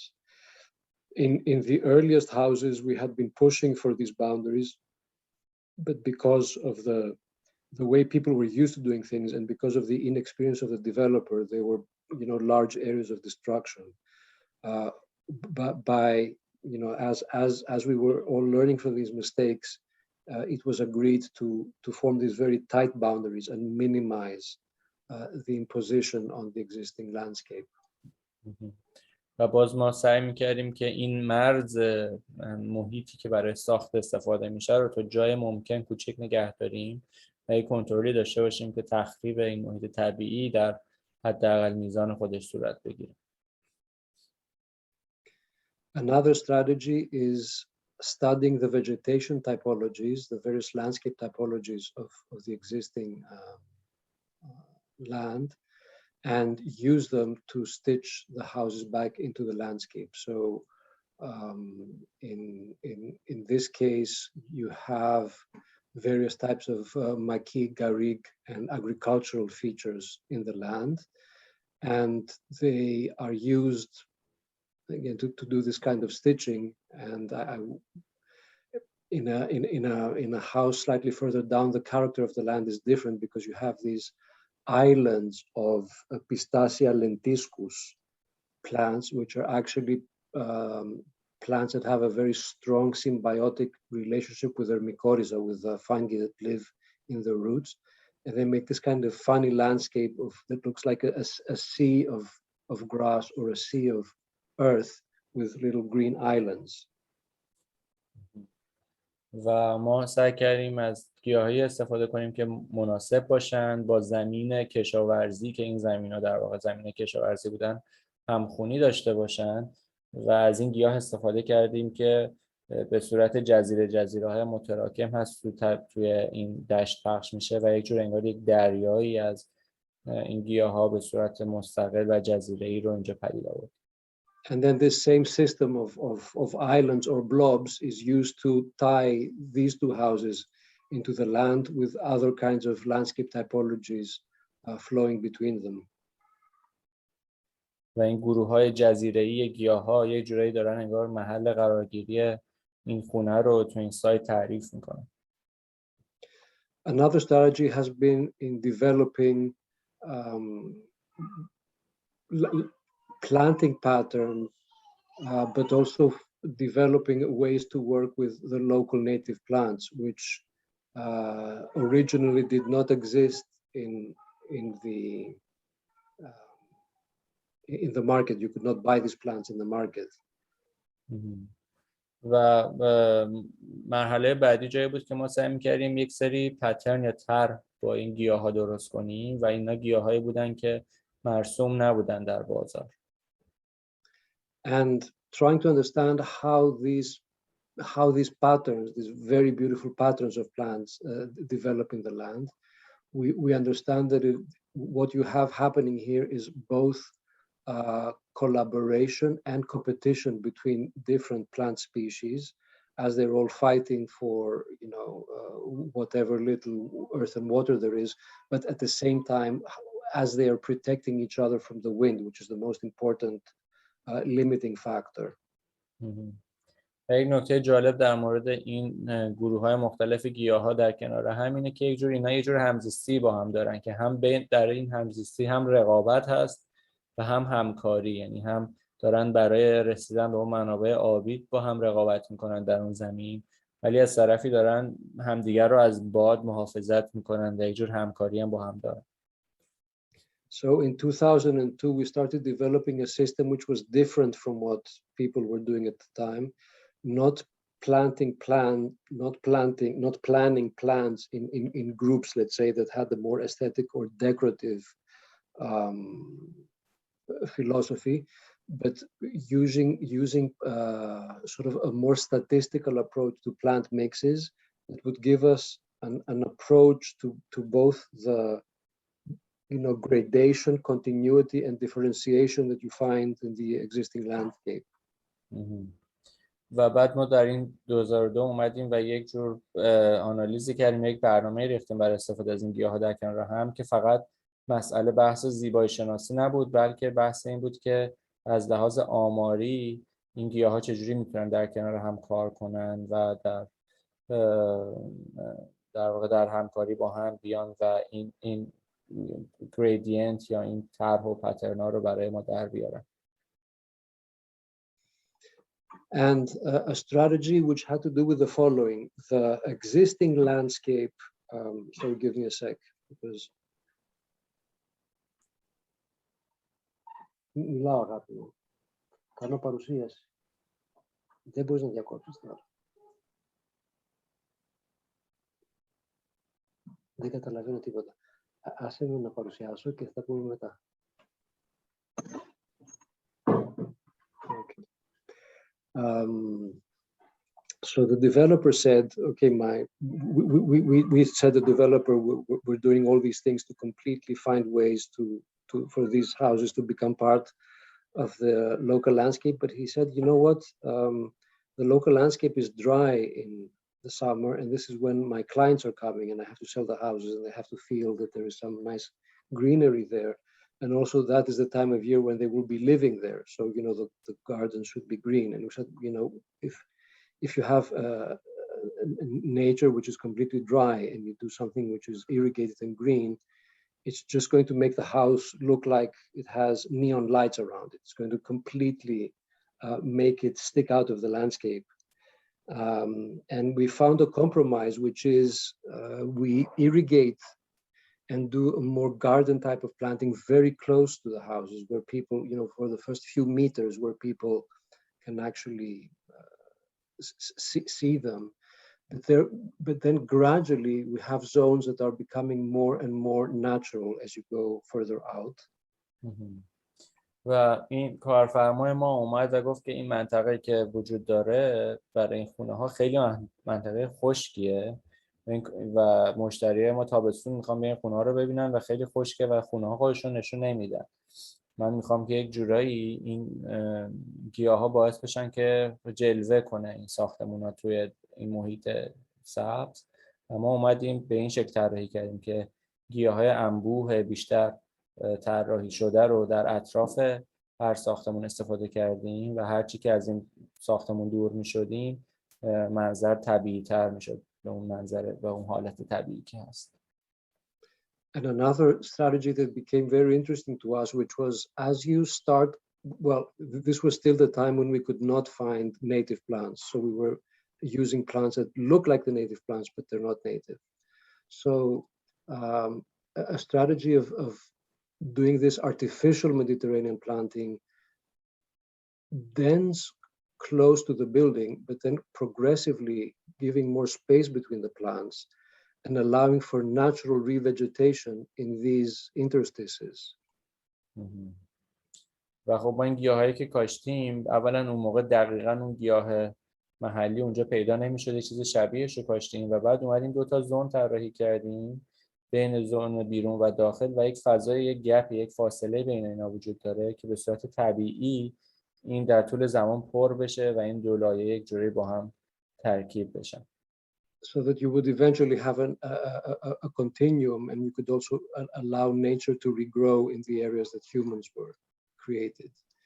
And the next project was to be able to use the native plants themselves. So we started working with a local small nursery in a nearby island, which was specializing in restoration of mining sites, to every year produce a few more of the native plants, which gradually it became kind of a fashion, so that by now, in all of the projects, or most of the projects in Greece, these plants are now, they've become part of the market, and people are using them. پروژه بعدی ما پروژه‌ایه که بیشتر به این سمت رفتیم که از گیاهای نیتیو و محلی اونجا استفاده کنیم و یک پروژه بود که پروژه بازسازی یک معدن بود و ما از گیاهایی استفاده کردیم که اون موقع مرسوم نبود ولی کم کم اومدن و در بازار بسیار مرسوم شدن بعد از And this is continuing in production, and every year we're doing more research and adding more native plants to the mix. And then the next kind of strategy is a strategy of being able to do irrigation free, which they're doing successfully in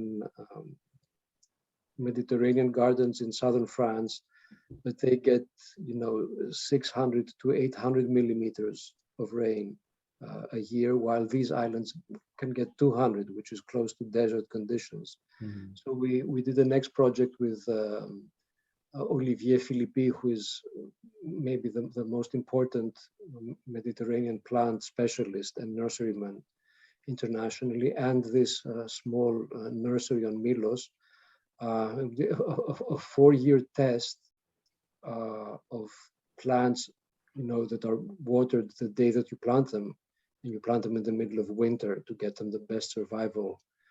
But then you never plant them again, and we've closely followed the plants through the years to see which ones could survive and be used in total irrigation-free agriculture.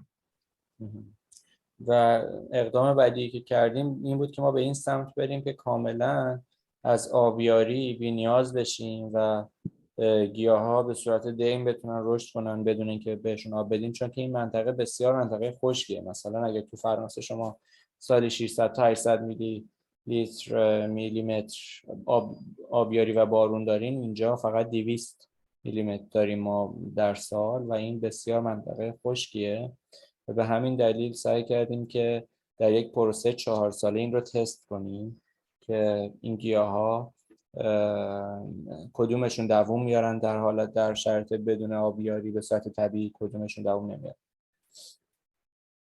And then continuing with the strategy of maintenance and the strategy of irrigation, so that these, we use smaller and smaller irrigated areas and maintained areas and more nature, let's say. ما به تدریج تونستیم به این سمت بریم که اون منطقه هایی که نیاز به آبیاری دارن رو کمتر و کمتر کنیم و بیشتر این منطقه به صورت طبیعی آبیاریش اتفاق بیفته. Now we've had many failures, so we've learned the lessons through the failures. One of the first failures was that in the first project, which actually belonged to the developer, this idea of letting nature grow back in to the spaces left in the planting, we weren't seeing it happen. So we were going around a few times a year and seeing natural revegetation everywhere else, except the important interstices where we desperately needed it, so the fake Mediterranean and the real Mediterranean could come together. And eventually, after 2 years, the developer got impatient and he brought in the local planting team, and he said, fill everything. So we have this, total failure of the strategy. و خب ما یک سری شکستایی هم داشتیم و سعی می‌کنیم از این شکستامون یاد بگیریم. یکی از اینا این بود که تو این پروژه اگه یادتون باشه قرار بود که بین اون گیاهای طبیعی اون منطقه و گیاهایی که ما کاشتیم اطراف خونه خود پر بشه از همون بافت طبیعی محل و اون هیچ وقت پر نشد و این اتفاقا خونه خود کارفرما هم بود، یعنی اون سرمایه‌گذار کل این پروژه ها. و انقدر بعد 1-2 سال دیگه طاقتش تاق شد این سرمایه‌گذار و رفت یک سری آدم رو آورد یه سری به صورت مصنوعی تو این گپ، تو اون فاصله بین اون گیاهای واقعی و گیاهای وارداتی گلکاری کردن و سعی کردن که اون رو پر کنن اون فاصله رو. هیچ وقت طبیعی اتفاق نیفتاد. So we talked to the guy who was doing the maintenance, not a real gardener, but a local agricultural guy. And we said, you know, what's happening? We could see these plants growing everywhere else, but, you know, why do you think they weren't growing in among the artificial plants where it was so important? And he said, but of course I was pulling out the weeds. So it was a complete, you know, this important natural regeneration for him is weeds. He was killing them all. And we had completely failed. We put a lot of effort to communicate the strategy to the owner, but never communicated it to the person doing the maintenance. And of course, we found out it was never understood or communicated by the owner, and the battle was lost. خب بعد ما که اینو مطالعه کردیم که چرا این اتفاق افتاده و چرا به صورت طبیعی این منطقه رشد نکرده توش گیاه، فهمیدیم که اون در واقع کسی که مسئول نگهداری اینجا بوده میومده و مرتب به خیال خودش این علف‌های هرز رو میکنده و مینداخته دور و این یک مشکلی بوده که ما نتونستیم منظورمون رو به اینا بفهمونیم و آخر منجر به این شد که کلاً انگار اون تیکه از زمین از نظر طبیعی بمیره و هیچ وقت وسط اون گیاهای طبیعی توش رشد نکنه. And of course, the lesson we learned is to work directly with the people doing the maintenance. Another failure has been that we went, again, visiting a few times a year the gardens, and we saw more and more plants dying. And what we eventually found out is that the plants that are dying are the ones that are not the plants that are surviving are the plants that are resistant to receiving too much water, to over irrigation. So what was happening is that the people doing the maintenance, because of pressures from the owner or lack of understanding or whatever, were giving too much water and were in fact killing most of the plants off. و بعد یه پدیده دیگه که ما تو پروژه هم دیدیم این بود که یک سری از گیاها از بین میرفتن در این محیط و علتش رو از این متوجه شدیم که افرادی که مسئول آبیاری و نگهداری اینجا بودن به خاطر فشار از سمت صابخونه زیادی آب میدادن به گیاها و فقط گیاهایی که در مقابل این آبیاری سنگین مقاوم بودن زنده میموندن. So we ended up working directly again with the people doing the maintenance and giving them very careful irrigation schedules that they had to follow so that the you know, gardens and landscapes would survive properly. Sorry, can you repeat this again? So we created irrigation programs that tell the gardeners for each garden, you know, in this area, for the first spring you water this many times, then for the first year you water this much, and then for the second year you water, and all the way down which should never be irrigated again, which should receive water, how much, etc.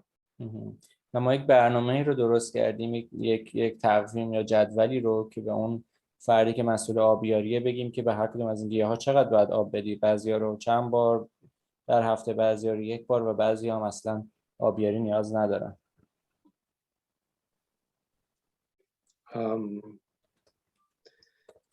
And well, to make a long story short, we've been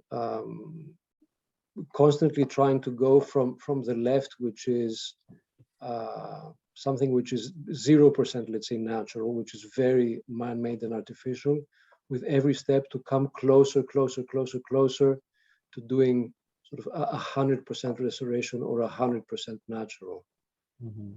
و در واقع پروسه‌ای که ما داشتیم طی می‌کردیم و روش کار می‌کردیم این بود که از گیاهای کاملا طبیعی بیایم عبور کنیم و برسیم به از گیاهای مصنوعی و من-مید، در واقع اونایی که انسان درست کرده و آبیاری میکنه، بیایم برسیم به وضع طبیعی که یک جوری در واقع میشه بازسازی و طبیعی اون محیط که هیچ نیازی به آبیاری مصنوعی ندارن، به صورت طبیعی اون منطقه میتونه رشد کنه. And of course, we have to explain this to each successive client and each successive owner so that they buy into this, the philosophy, and they accept for this to happen in their garden.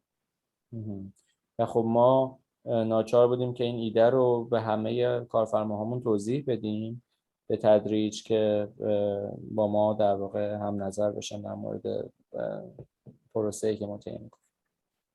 And it's not one of the projects I'm showing tonight, but we are currently doing two rather large projects in Portugal, where we were basically hired because of this approach in projects where the end result is both ecologically very sensitive areas, but the end result has to look like it's a complete integration with nature. و حالا یک پروژه‌ای که من امشب بهتون نشون نمیدم، ولی یک پروژه در پرتغال که در واقع هدف نهاییش این هست که کاملا با طبیعت یکی بشه و شبیه در واقع یک طبیعت دست انسانساز نباشه. So I'll just show some photos of implementation kind of before after. We don't need to talk about them, and then we'll progress to next projects.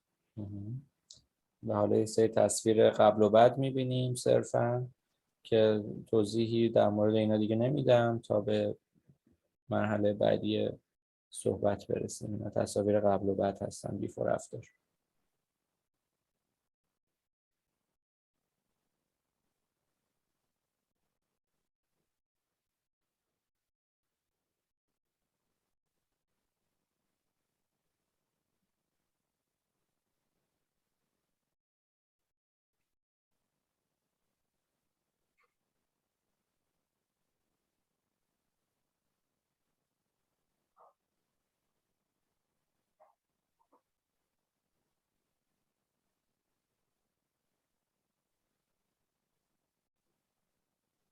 So the success for us is the degree to which you don't really understand what we have done and what was there before. And I have to say, it's also been our experience that we have, for this, both received, some very important publications and prizes, but at the same time, we have, many times had the criticism in competitions, etc.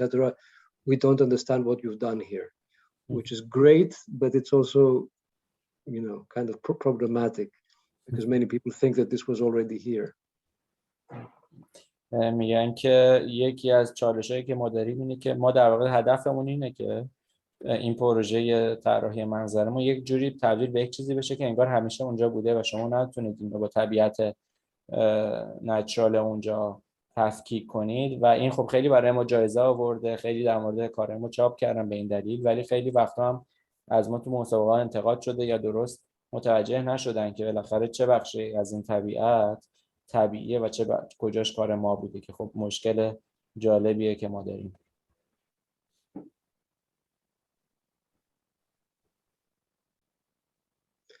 And I have to say that always our personal preferences are the bits that nature has done by itself and not the ones that we have, tried to copy.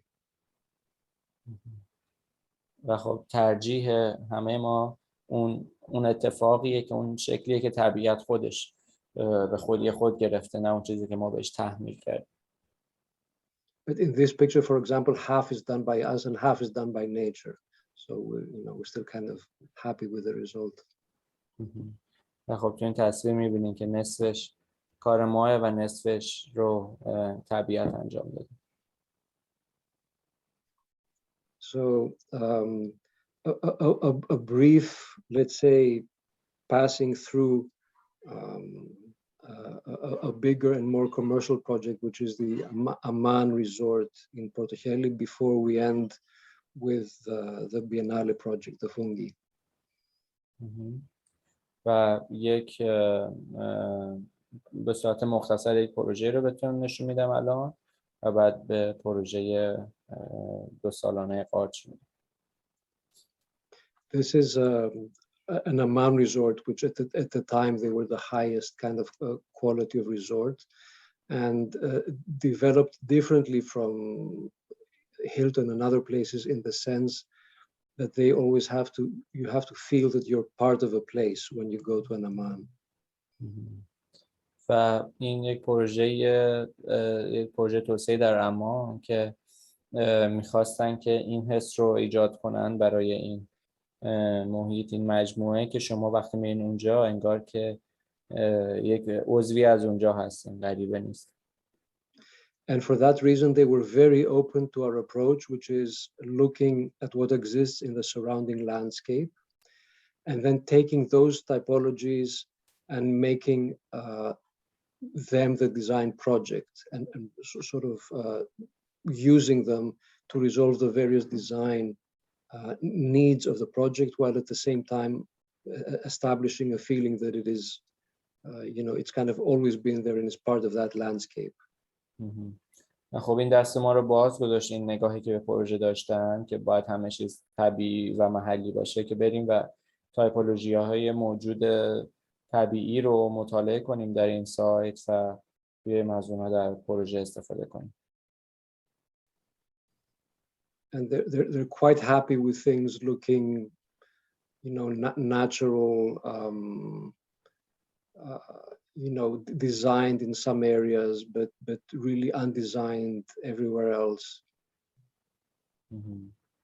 و خب این طرح به این شکلی که خیلی جاها خیلی طراحی شده و با کنترل طراحی ما می‌بینیمش، و یک جاهایی هم کاملا رشد طبیعی صورت گرفت. And they even allowed us to have big areas which are, agricultural planting of wheat, barley, etc. و این به ما یه جاهایی اجازه داد که از گیاهای کشاورزی مثل گندم و جو و غیره استفاده کنیم.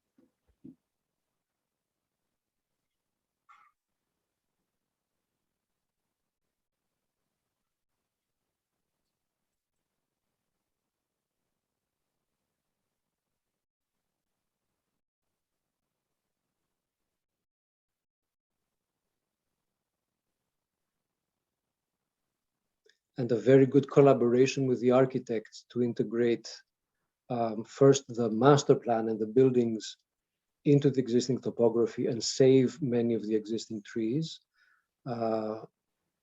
and then support by the developer that whatever trees had to be removed would not be cut, but they would be kept in, take them out, keep them on an on-site nursery and replant them when everything is finished. ما در همکاری نزدیک بودیم با معمار این پروژه که گیاهای طبیعی منطقه رو حفظ کنیم و حتی بعضیا رو موقتا نیاز بود که برداریم، جمع کنیم و دوباره در جای دیگه یا در همون جا بعد از تمام شدن کانستراکشن به قول معروف دوباره بکاریم و استفاده کنیم همه گیاهای محلی همون منطقه رو. And everything here is done using strictly native vegetation, so the vegetation is defined anyway in the surrounding landscape. و اینجا گیاها می‌بینیم که در تمام دور تا دور این پروژه یک جورایی پروژه رو دارن تعریف میکنن و شکل گرفت. So the final story or project I would like to show tonight is the 2020 Venice Architectural Biennale, which because of COVID happened in 2021. So I got a call on July of 2019 saying, we have a theme that we think you are a good fit for. Please come and do a landscape project. Now the theme developed by Hashim Sarkis, who is a Lebanese architect, and he's currently the dean of design at MIT, was how will we live together. و پروژه بعدی که من بهتون نشون میدم پروژه‌ای که برای بیانال یا 2 سالانه ونیز 2020 طراحی شده و این پروژه خب می‌دونیم به خاطر کرونا 1 سال عقب افتاد.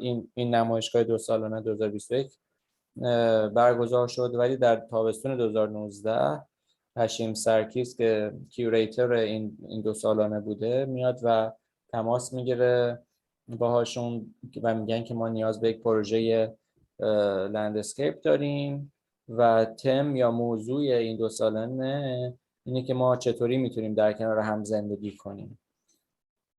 And he had 4 sub-themes. The last one was how will we live together on this multi-species planet, which is exactly what we are, examining and what we believe in.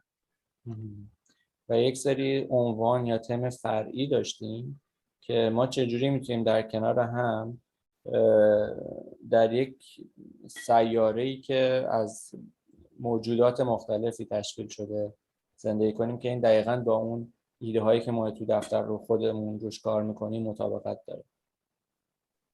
So we knew that we wanted to experiment with and talk about fungi because it has become clear to us as we have been, developing our thinking and practice over the years that they're an extremely important part of the living world, but completely unrecognized as such. و ما مدت‌ها بود که می‌خواستیم با قارچ‌ها کار کنیم و قارچ‌ها یک سری موجوداتی هستن که بسیار مهمن در دنیای ما ولی خیلی بهشون توجهی نمیشه. And we know their importance because in a landscape they are the main decomposer, so they are the main player in letting things die so that other things can live. اهمیت قارچ‌ها در طبیعت اینه که مهمترین تجزیه کننده های طبیعت هستن، یعنی میان و اون چیزی که وجود داره رو تجزیه میکنن تا موجودات جدیدی متولد بشن و به وجود بیان. And they are also the main way that plants can get nutrients from the soil. So most plants cannot get many of the nutrients directly, the same way our body cannot get most of the nutrients directly. So the plants, like we have symbiotic relationships with fungi and with bacteria, so they're giving each other, they're passing food back and forth, and the plants can survive. و از یک اهمیت دیگرشون هم اینه که موجوداتی هستن که باعث میشن غذا به گیاها برسه، یعنی از خاک میان مواد طبیعی رو میگیرن و باعث میشن که اینا تبدیل به غذا بشن برای گیاها و یک جورایی اهمیت حیاتی دارن در طبیعت. And we also knew from, even from my time at the GSD through a funny story that, there's no time now to explain that trees are connected through these mycelia networks. And it's been proven recently, not only that they exchange food through these networks, but they also exchange information. Certain tree species do actually talk to each other through the mycelium network, and for example, help each other in a period of stress or prepare for a common enemy. Wow. و ما یک چیزی رو در مورد گیاها، در واقع انسان‌ها یک چیزی رو کشف کردن در مورد این درخت‌ها که اینا به صورت یک شبکه زیر زمین به هم وصلن، یک شبکه‌ای که موسوم به میسلیوم و تو این شبکه اینا نه تنها مواد طبیعی رو با هم رد و بدل میکنن بلکه اطلاعات رو با هم رد و بدل میکنن و همینطور در زمان خطر یا تهدید انگار که یک ارتباط حسی با هم میگیرن در زیر زمین. And it was clear to us that what is happening, we wanted to talk about symbiosis, we wanted to talk about our relationship and our connections and interdependence in this sort of multi-species planet. But because these relationships are not always only symbiotic, but they can be kind of competitive, etc. Everything, especially if you look at the scale of the forest, but even if you look at the scale of a planet, forms waves of entanglement that are also surprisingly like sort of the kind of entanglement fields that you find in galaxies, for example. So it's an extremely interesting parallel of something of, you know, the tiny scale relating to something of the cosmic scale. و وقتی ما به این رابطه این قارچ‌ها و این موجودات ریز با هم فکر می‌کنیم، خب اینا هم یک رابطه رقابتی با هم دارن، هم یک همزیستی با هم دارن و این منجر به یک درهم تنیدگی گسترده میشه در طبیعت اینا و این درهم تنیدگی رو ما می‌بینیم در سطوح و مقیاس‌های مختلف در طبیعت وجود داره، از ریزترین موجودات که این قارچ‌ها هستن تا بزرگ مقیاس‌ترین چیزها مثل کهکشان و این در هم تنیدگی که ما در کهکشان هم میتونیم ببینیم و نیروهای مختلف. So the problem became how to talk constructively about fungi and their importance in our life when most of our experience with fungi is this.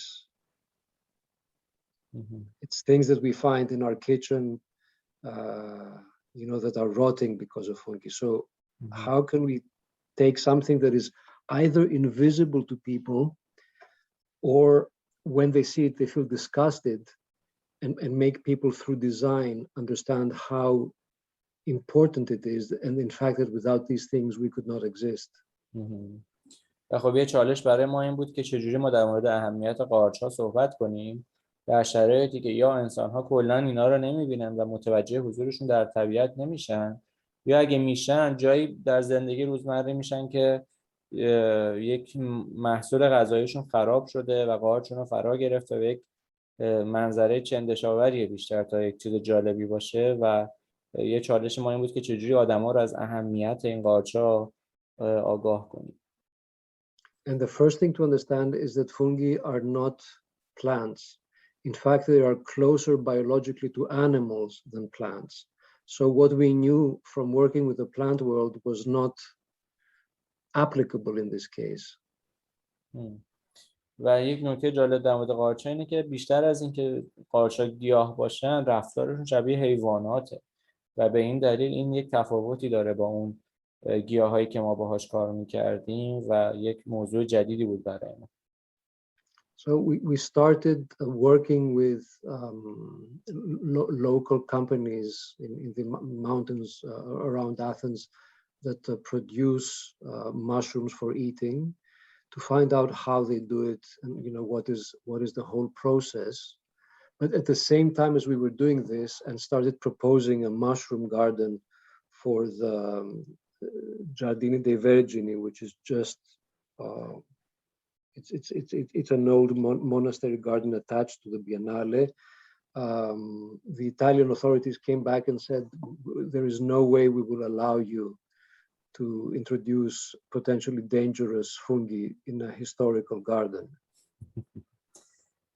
و ما شروع کردیم مطالعه روی قارچ رو با یک کارخونه که تولید کننده قارچ خوراکی بود. در این حال تصمیم گرفتیم که توی یک باغ تاریخی که در ونیز بود نزدیک به محل بیاناله بیاییم و قارچ بکاریم و اونجا با مخالفت شدید مقامات مواجه شدیم که گفتن امکان نداره ما بذاریم شما یک چنین موجودات خطرناکی رو توی باغ تاریخی ما بکارید. At the same time, we were realizing that what we really wanted to talk about was not the mushrooms, which are actually the reproductive organ, they're the flower of the organism, but we wanted to talk about the tiny, tiny organism itself, which is almost invisible. و ما اینجا جایی بود که داشتیم به این فکر می‌کردیم که ما نمی‌خوایم که با این گل قارچ که قسمت بیرونیش هست که بیشتر در حالت عادی می‌بینیم کار کنیم، بلکه با اون ارگانیسم طبیعی قارچ کار کنیم که بسیار مقیاس کوچیک و ریزی داره. So we thought, well, what if rather than trying to create a traditional garden that somehow contains mushrooms, we make our job is to communicate through the appearance of gardens, is to communicate things about nature. What if we manage to do the same thing with the tiny fungi? و ما باید به این فکر می‌کردیم به جای اینکه یک باغ قارچ بکاریم که مثل تصویری که می‌بینیم از تشکیل شده از قارچ‌های بزرگ، چجوری بیایم یک سری قارچ‌های بسیار ریزی رو در کنار هم تشکیل بدیم. So we chose an internal space, but a space which was extremely wonderful for us.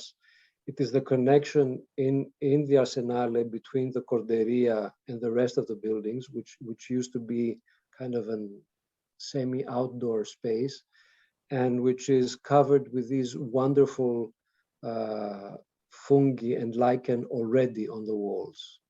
Wow. و ما به یک فضایی که به ما اختصاص داده شد در این 2 سالانه، یک فضایی بود که خیلی برای ما ایدئال بود، چون متصل بود به یک فضای نیمه باز تقریبا و دیوار این فضا از قبل با این بافت خیلی ریز ظریف قارچ پوشیده شده بود یک بخشی از این دیوار.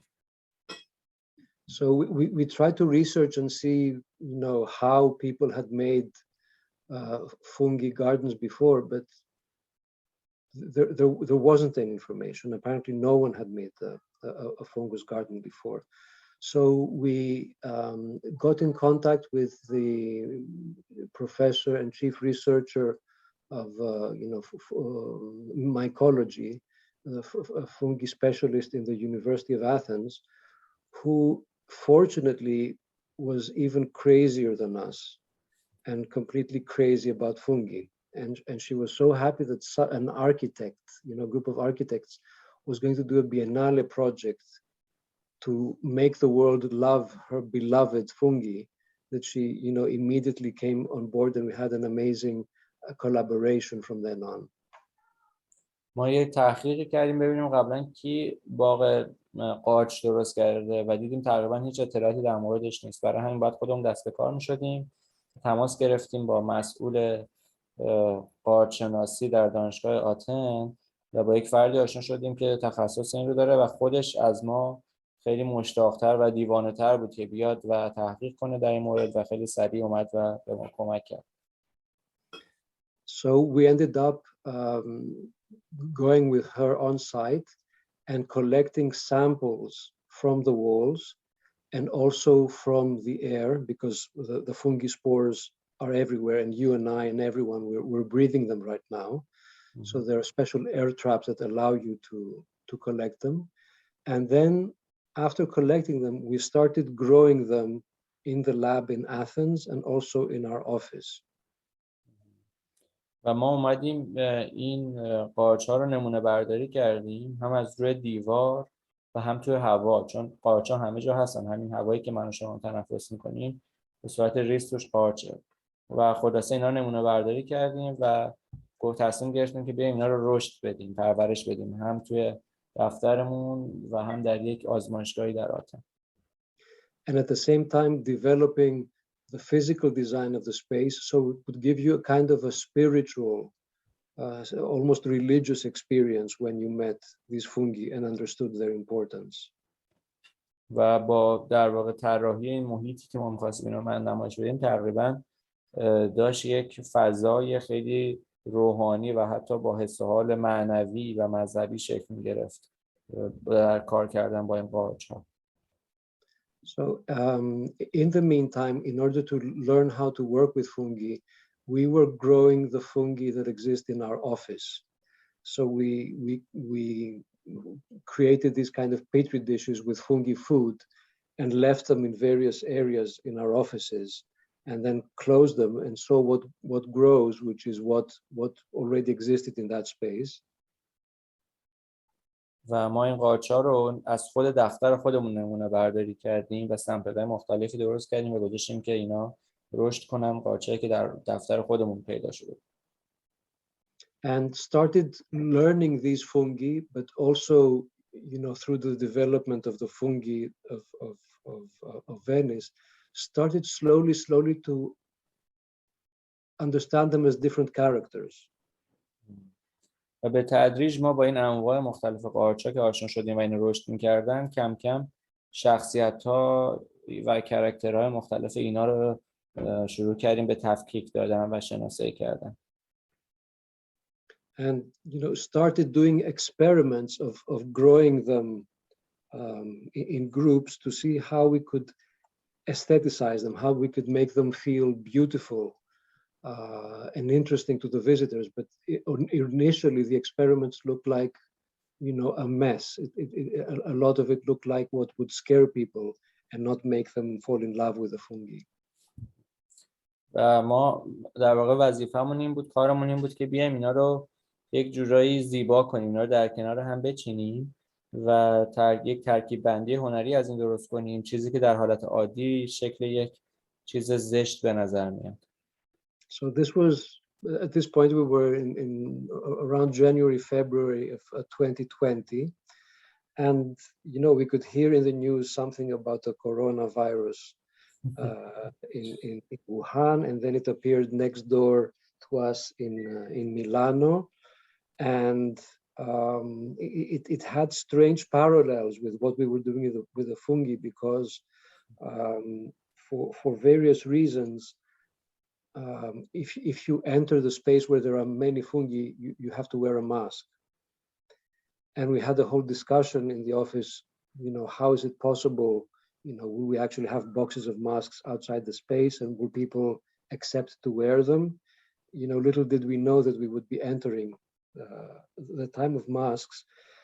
But at this point, we were still very far from being able to do something aesthetically, communicative. And the Biennale was approaching quickly.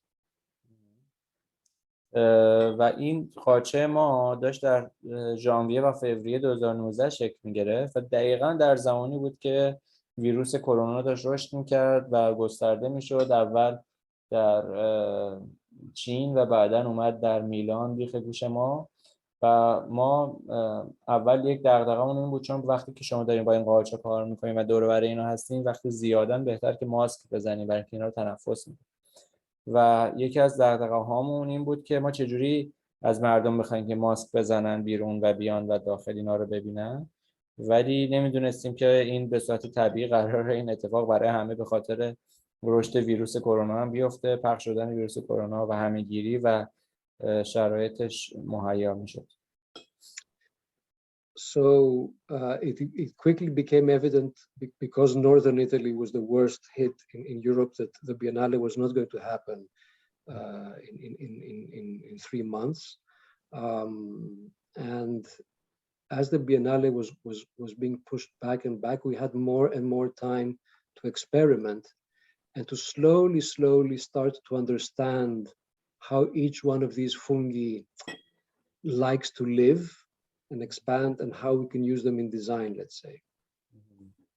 و خب همونطور که تقریبا مشخص بود، چون که شمال ایتالیا خیلی شدیدترین همه‌گیری ویروس رو داشت در کل اروپا، تقریبا برای ما واضح بود که بی‌الناله در 2020 اتفاق نمیفته و عقب افتاد و این یک فرصتی به ما داد که بیشتر و بیشتر با رفتار و ظرفیت‌هایی که این قاچا دارن توی تحقیقاتمون آشنا بشیم.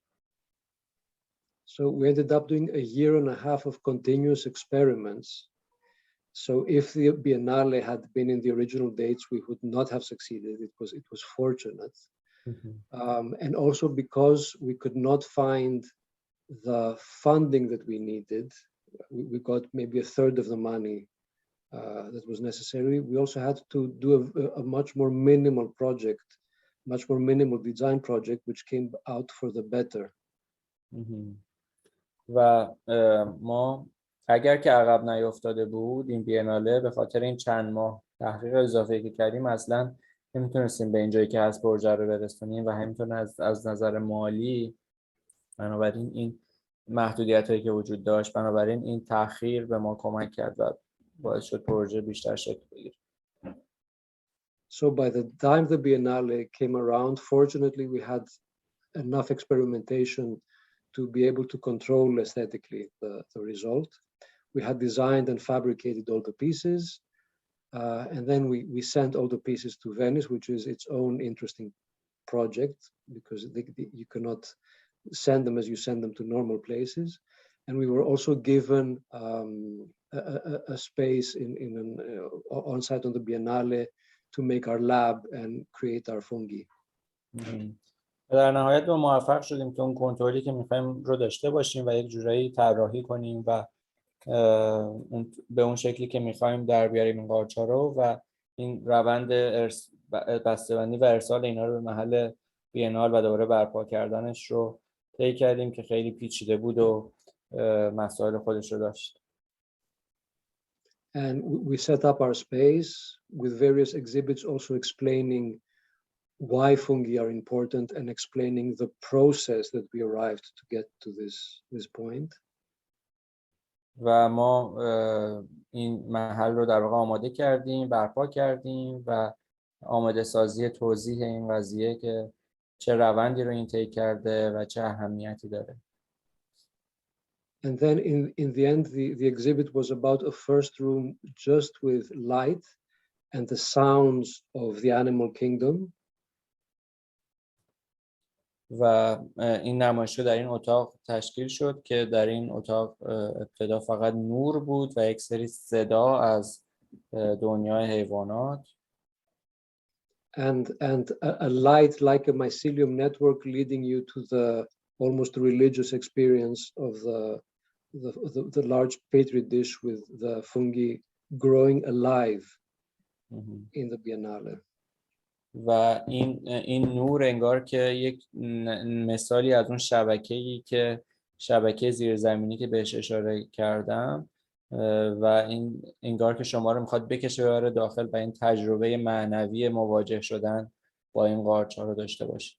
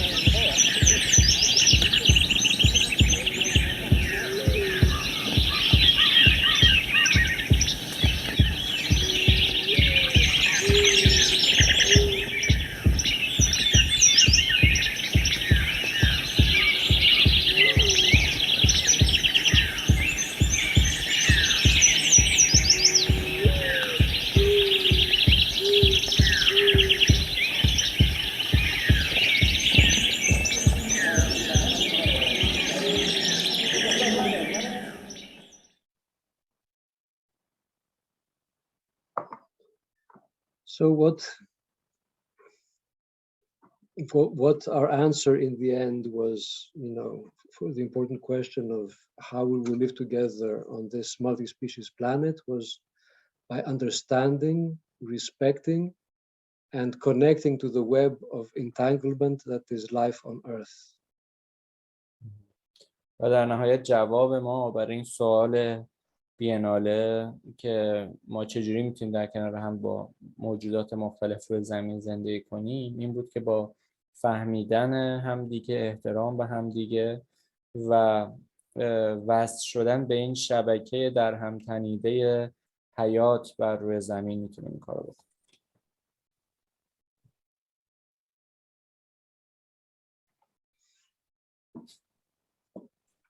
تشکر. Thank you very much.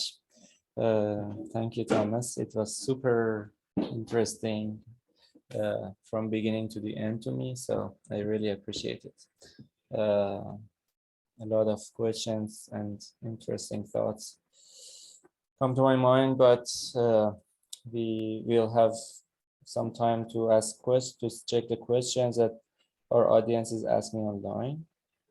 But before others start, let me use my privilege to ask you the first question.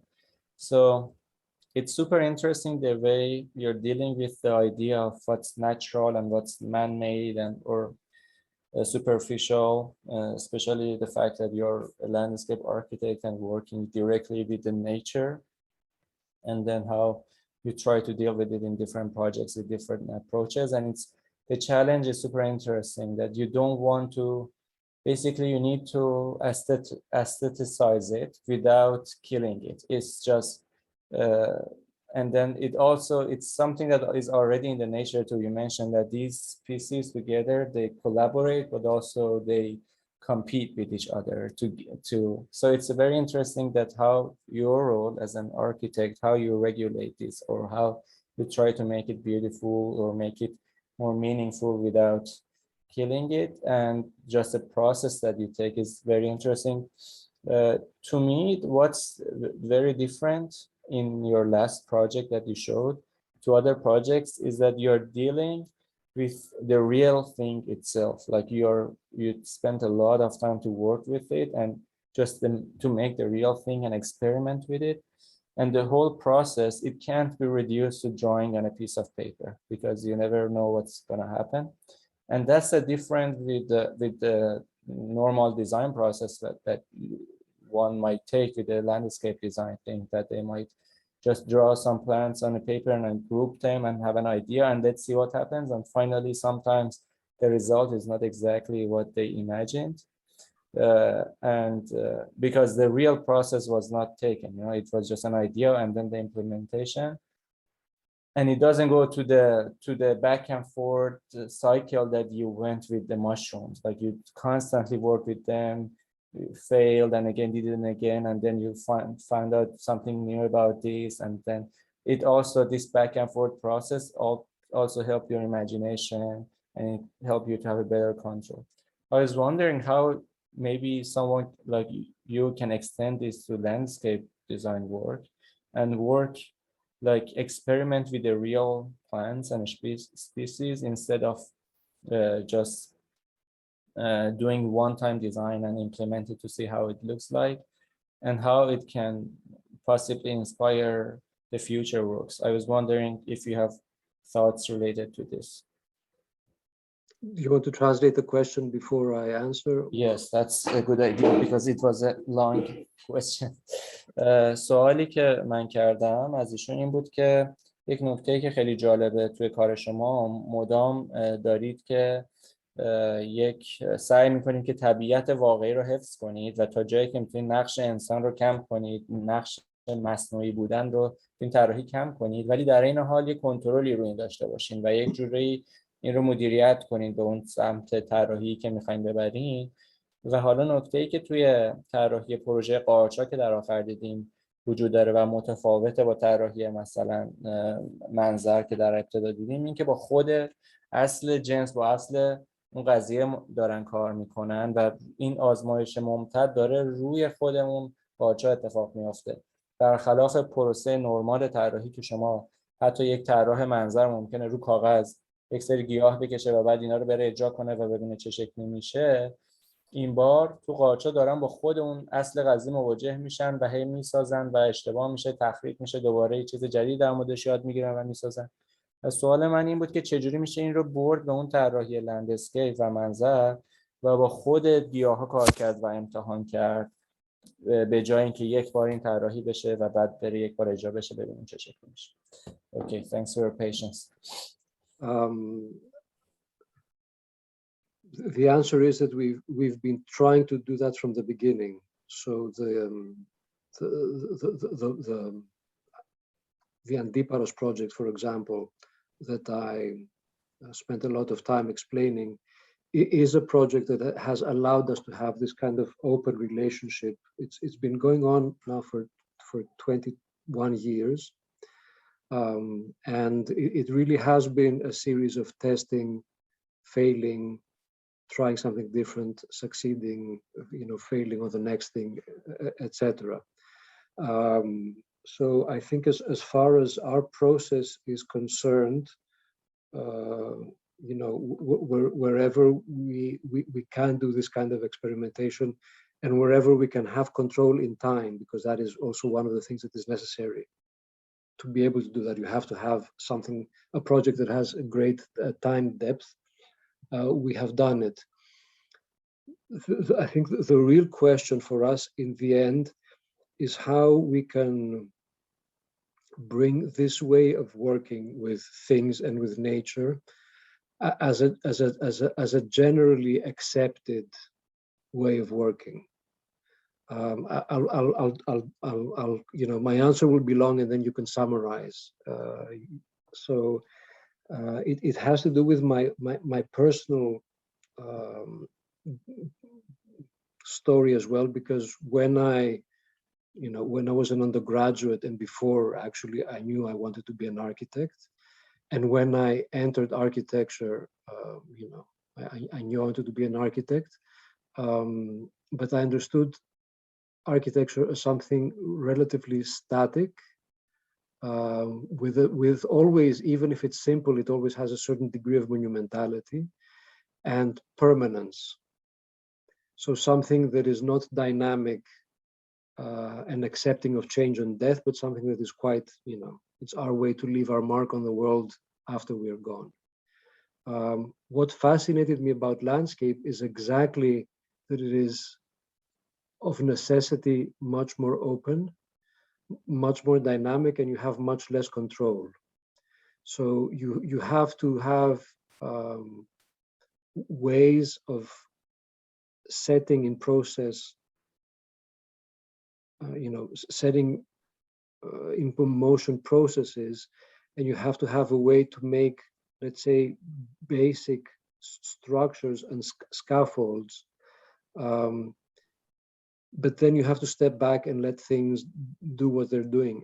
And that includes from whether a sickness is passing through a certain plant community and killing half the plants, or if a maintenance person is doing the wrong maintenance. In the end, I have come to see the world of buildings and cities as a similarly open world. And I think it is not by chance that we are fascinated by buildings that have had multiple lives, and where their original purpose, has died, and now they're being used for other purposes. And I do think that the whole world of design, from architecture to urbanism to landscape to everything, basically we have to understand where our real power lies. What is the fundamental aspect of our design every time, and what can then be allowed to change, or should be allowed to change, or will change anyway. Very interesting distinction between architecture and landscape. Although we know that architecture is also changing, but maybe the change is much slower, or people ignore that changes rather than other, like nature. It has to do with time scale. So if you look at an old city center that can be 500 or 2,000 years old, it is alive. If you speed it up, if you go there to in one moment in time, it might seem frozen. But if you speed it up over 500 years or over 1,000 years, you see that it is a kind of a living system, developing dynamically. Exactly. And I think maybe it's a way to say that as an architect, initially I was thinking in three-dimensional space, but now I'm forced to think in four-dimensional space, and to think that maybe time in the end is the most important of the dimensions. Okay, perfect. Let me translate, please. خب در مورد این سوالی که من پرسیدم جوابشون اینه که اصولاً این پروسه رفت و برگشت و امتحان و آزمون و خطا و کار مرتب روی پروژه های طراحی منظر هم مثل اون قاچه اتفاق میفته. یعنی فقط اون قاچه نیست، این آزمون و خطا طی شده و امتحان شده، این امتحان رو با پروژه های لندسکیپشون هم میکنن به این ترتیب که خیلی از پروژه ها مثلا پروژه landscapes of cohabitation که نشون دادن 21 سال طول کشیده ساختش و مرتب در حال اینن که یک بازخوردی میگن از اون محیط طبیعی، دوباره یک تغییری میدن و میگن که اصولا از قدیم به این دلیل به طراحی منظر علاقه‌مند شدن که برخلاف معماری که تغییر توش خیلی کنده، یعنی وجود داره در معماری همین تغییرات، ولی خب ما در یک تایم اسکیل شاید 500 ساله ما اون تغییر رو ببینیم یا 200 ساله ببینیم، چند قرن طول بکشه تا یک شهر، یک میدون یا یک معماری عوض شه در طول زمان. این تغییرات در گیاهان و منظر خیلی سریعتر اتفاق میفته و این یک جور مزیت کار کردن با ایناست که ما مرتب میتونیم شاهد این قضیه باشیم. Okay, great. There is another question I received that is asking about the local and native plants and why is this a value to you? Because like you see in different projects, maybe you see some diverse plants from different regions, even like the mushrooms, maybe one of the aspects that made them interesting is the diversity. So what's your take about using native plants versus foreign? So the take, I would say by now, is not racist. So it is not to say that native is good and foreign is bad. The take is one of, it has two big values. One is the value of biodiversity, because local plants are part of the local aspect of global biodiversity, and therefore they have to be protected and given value.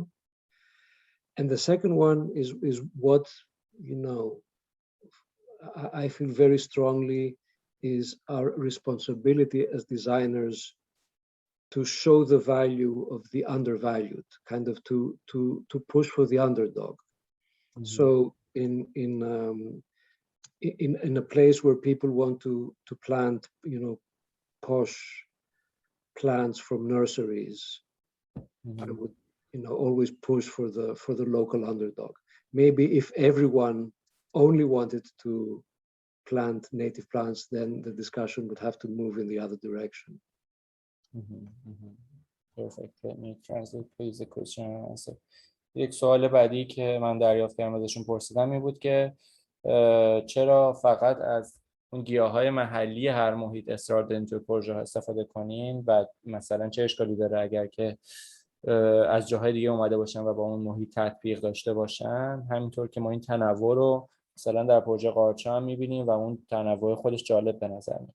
و پاسخش این بود که این بحث این نیستش که صرف ترجیح میدن صرفاً اینکه اون گیاهای محلی اهمیت یا ارزش بیشتری از بقیه گیاها داشته باشن، مثل نژاد پرستی نیست این بحث، بلکه بحث محافظت از پوشش طبیعی یک منطقه است که ممکنه در ریسک باشه و شما یک جوری دارین طبیعت و زمین رو حفظ میکنین با حفظ کردن گیاهای اون منطقه و از طرفی یک علاقه دارن به این که اون چیزی که اون طبیعتی که بهش بی‌توجه میشه رو نشون بدن و برجسته کنن، به جای اینکه همه چیز وارداتی باشه یک وقته اون طبیعت موجود در اون محل دست کم گرفته میشه و به چشم یک چیز کم ارزش بهش نگاه میشه و تو این پروژه ها یک جورایی دارن رو اونا تاکید میذارن و دوباره اونا رو گیاهای محلی رو باز تعریف میکنن.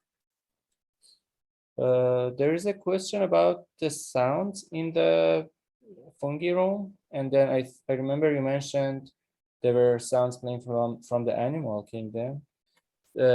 One person is asking if the fungi, they have their own sounds and if they could be recorded and then played again rapidly maybe. Yeah. So have you done experiments with that? Yes, we actually, one of the most important aspects of the project, which I didn't dwell on, is the sound aspect, because we realized that the project is not about reaching you intellectually, but it's about reaching you emotionally. Hearing is a very important part of that. And the first room has the sounds of all the animal kingdom. And what did not really come out could not hear well in the video is that the second room only had the sound of a beating heart, symbolizing the fact that these are live fungi. So, and connecting them with us. Now, for the project which was upstairs, which was the Olafur Eliasson future UN Assembly, each one of the participants had to have its own voice. And there we had to, we were very clear that in our space it had to be the beating heart, because that is what connects you emotionally, rather than giving you a sense of difference and distance. But there we had to work with the sound of the fungi and work with sound engineers who in fact could not record. Let's say maybe if you have the right equipment you can record the sound, but I can say we faked it by making a soundtrack that has what a sound would be of the fungi growing through the ground. So it was more like a kind of sound.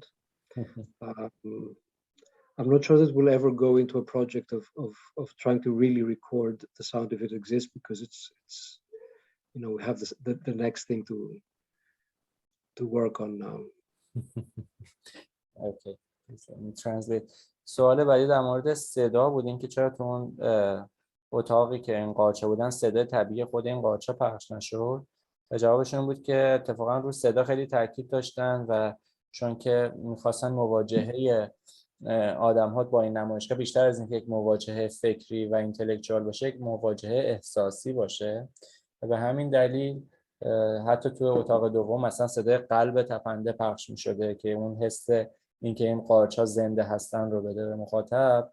برای یک نمایشگاه دیگری سعی کرده بودن که صدای قارچ‌ها رو ضبط کنن و پخش کنن در طبقه بالای همینجا برای نمایشگاه اولافور الیاسون، ولی اون ساوند انجینیری که داشتن، مهندس صدا، نتونسته که خوب صدای قارچ‌ها رو ضبط کنه برای اینکه خیلی آرومه و سعی کردن اون رو یک جورایی مصنوعیش رو بسازن، اون صدا رو و صدای قارچی که انگار داره رو زمین در میاد و پخش کنن که اون حس و حال صدای قارچ‌ها رو بده، ولی در شرایط موجود خلاصه به هر حال این امکانش وجود نداشته که صداشون صدای قارچ‌ها ضبط بشه چون که خیلی آروم هست. خب بعد okay, I think there is another question that comes to my mind about the early phases of your talk, that you explained about this idea of the Eden and this desire, inner desire among a lot of us during the history, that we want to remake that. And in a way, sometimes this desire is contradictory, like the history of colonialism that you explained, that you find it, then you destroy it, but then you want to make it again and reconstruct it. So this constant desire of going back to the Eden. And I was wondering if the landscape projects for you are making an Eden still, or you try to be more naturalistic than idealistic. Is the nature side of it more interesting to you, or is the let's say spiritual side of the project?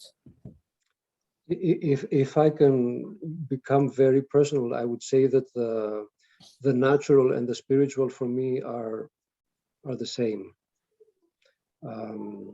And I believe that, with every passing project and with every passing year, what we try to do is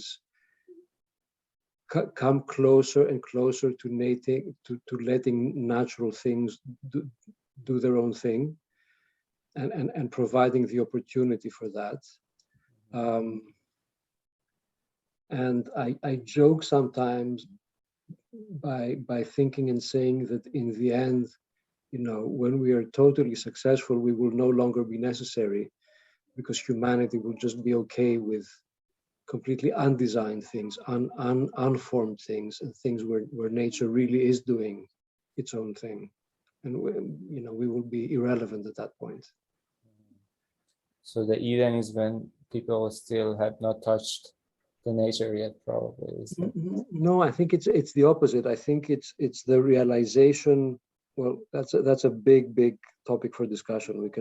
I already think that I've taxed your patience, Ariane, for translating for 2.5 hours, and I hope not that maybe the patience of our audience as well. But I would summarize by saying that we have, humans have touched the earth so much that it is now not natural, or we are, it's not really necessarily if it's natural or not. It's that, if you think of it as at the level of ecosystems, too many of them are sick, dying, and I think our job is to reestablish conditions that will allow them to become, healthy and happy. And so it's not formal. I think form is just a way of communicating the story to people. But I think in fact, Eden, we have gone into Eden, we have destroyed much of it, and now it is our responsibility to see what we can do to A, stop destroying, because we're still destroying, and B, help things restore and perhaps become something different from what they were, but certainly be alive and happy in their own terms. Mm-hmm. So basically the concept of symbiosis that you were speaking about in the beginning, or somehow having a balance between our comfort and nature's healthy condition. A balance of well-being, not just thinking of our well-being, but balancing our well-being with the well-being of every other brother and sister we have out there in all the living kingdoms. Perfect. Okay. Let me translate and maybe we can conclude with this. سوال بعدی که سوال آخرمون هست، چون که جلسه امروزم طولانی شد، در مورد این بود که اون بهشتی که اول در ابتدای این ارائه خیلی در موردش صحبت می‌کردین و این ایده بود که انسان میخواد برگرده به اون بهشتی که انگار ازش اخراج شده و باغ بسازه. آیا شما تو پروژه‌هاتون دنبال دوباره درست کردن همون بهشتین و اون چجور بهشتی؟ یک محیط ایدئالیه یا برگشتن دوباره به طبیعت قبل از اینکه انسان به اون طبیعت دست بزنه و تغییری به درش بده؟ و میگن که خب اون بخش طبیعت خیلی براشون مهمه و بخش این که اون بهشت جاییه که طبیعت تخریب نشده دیگه. ولی مسئله هم این نیست که انسان هیچ دستی بهش نزده باشه، مسئله اون سالم بودن رابطه بین انسان و طبیعت، بحث این که تخریب طبیعت متوقف بشه ولی در این حال انسان هم یک همزیستی سالمی با طبیعت داشته باشه. بنابراین همون ایده بهشت انگار وجود داره ولی با یک نگاه خیلی عملگرا و خیلی خردگرا به این موضوع. Okay, thank you very much for your patience. I know it was a long session and it was super interesting to all of us, and I see a lot of comments in the audience and a lot of participation from them. So we really appreciate your time, and I want to thank you on behalf of the Institute, and best of luck with your future endeavors. We'd love to keep in touch and see what's coming up next. Maybe we can stay on the Zoom until the presentation stops and then have a chat for a couple of minutes. Absolutely. It's been a huge pleasure and an honor, truly. I thank everyone for the patience, because I was the one who made it so long. And I do look forward to visiting Iran, which I've never done. Thank you. میگن که خیلی تشکر میکنن و اینکه عذرخواهی بابت اینکه طولانی شد و امیدوارم که یک روزی بیام و ایران رو هم از نزدیک ببینم.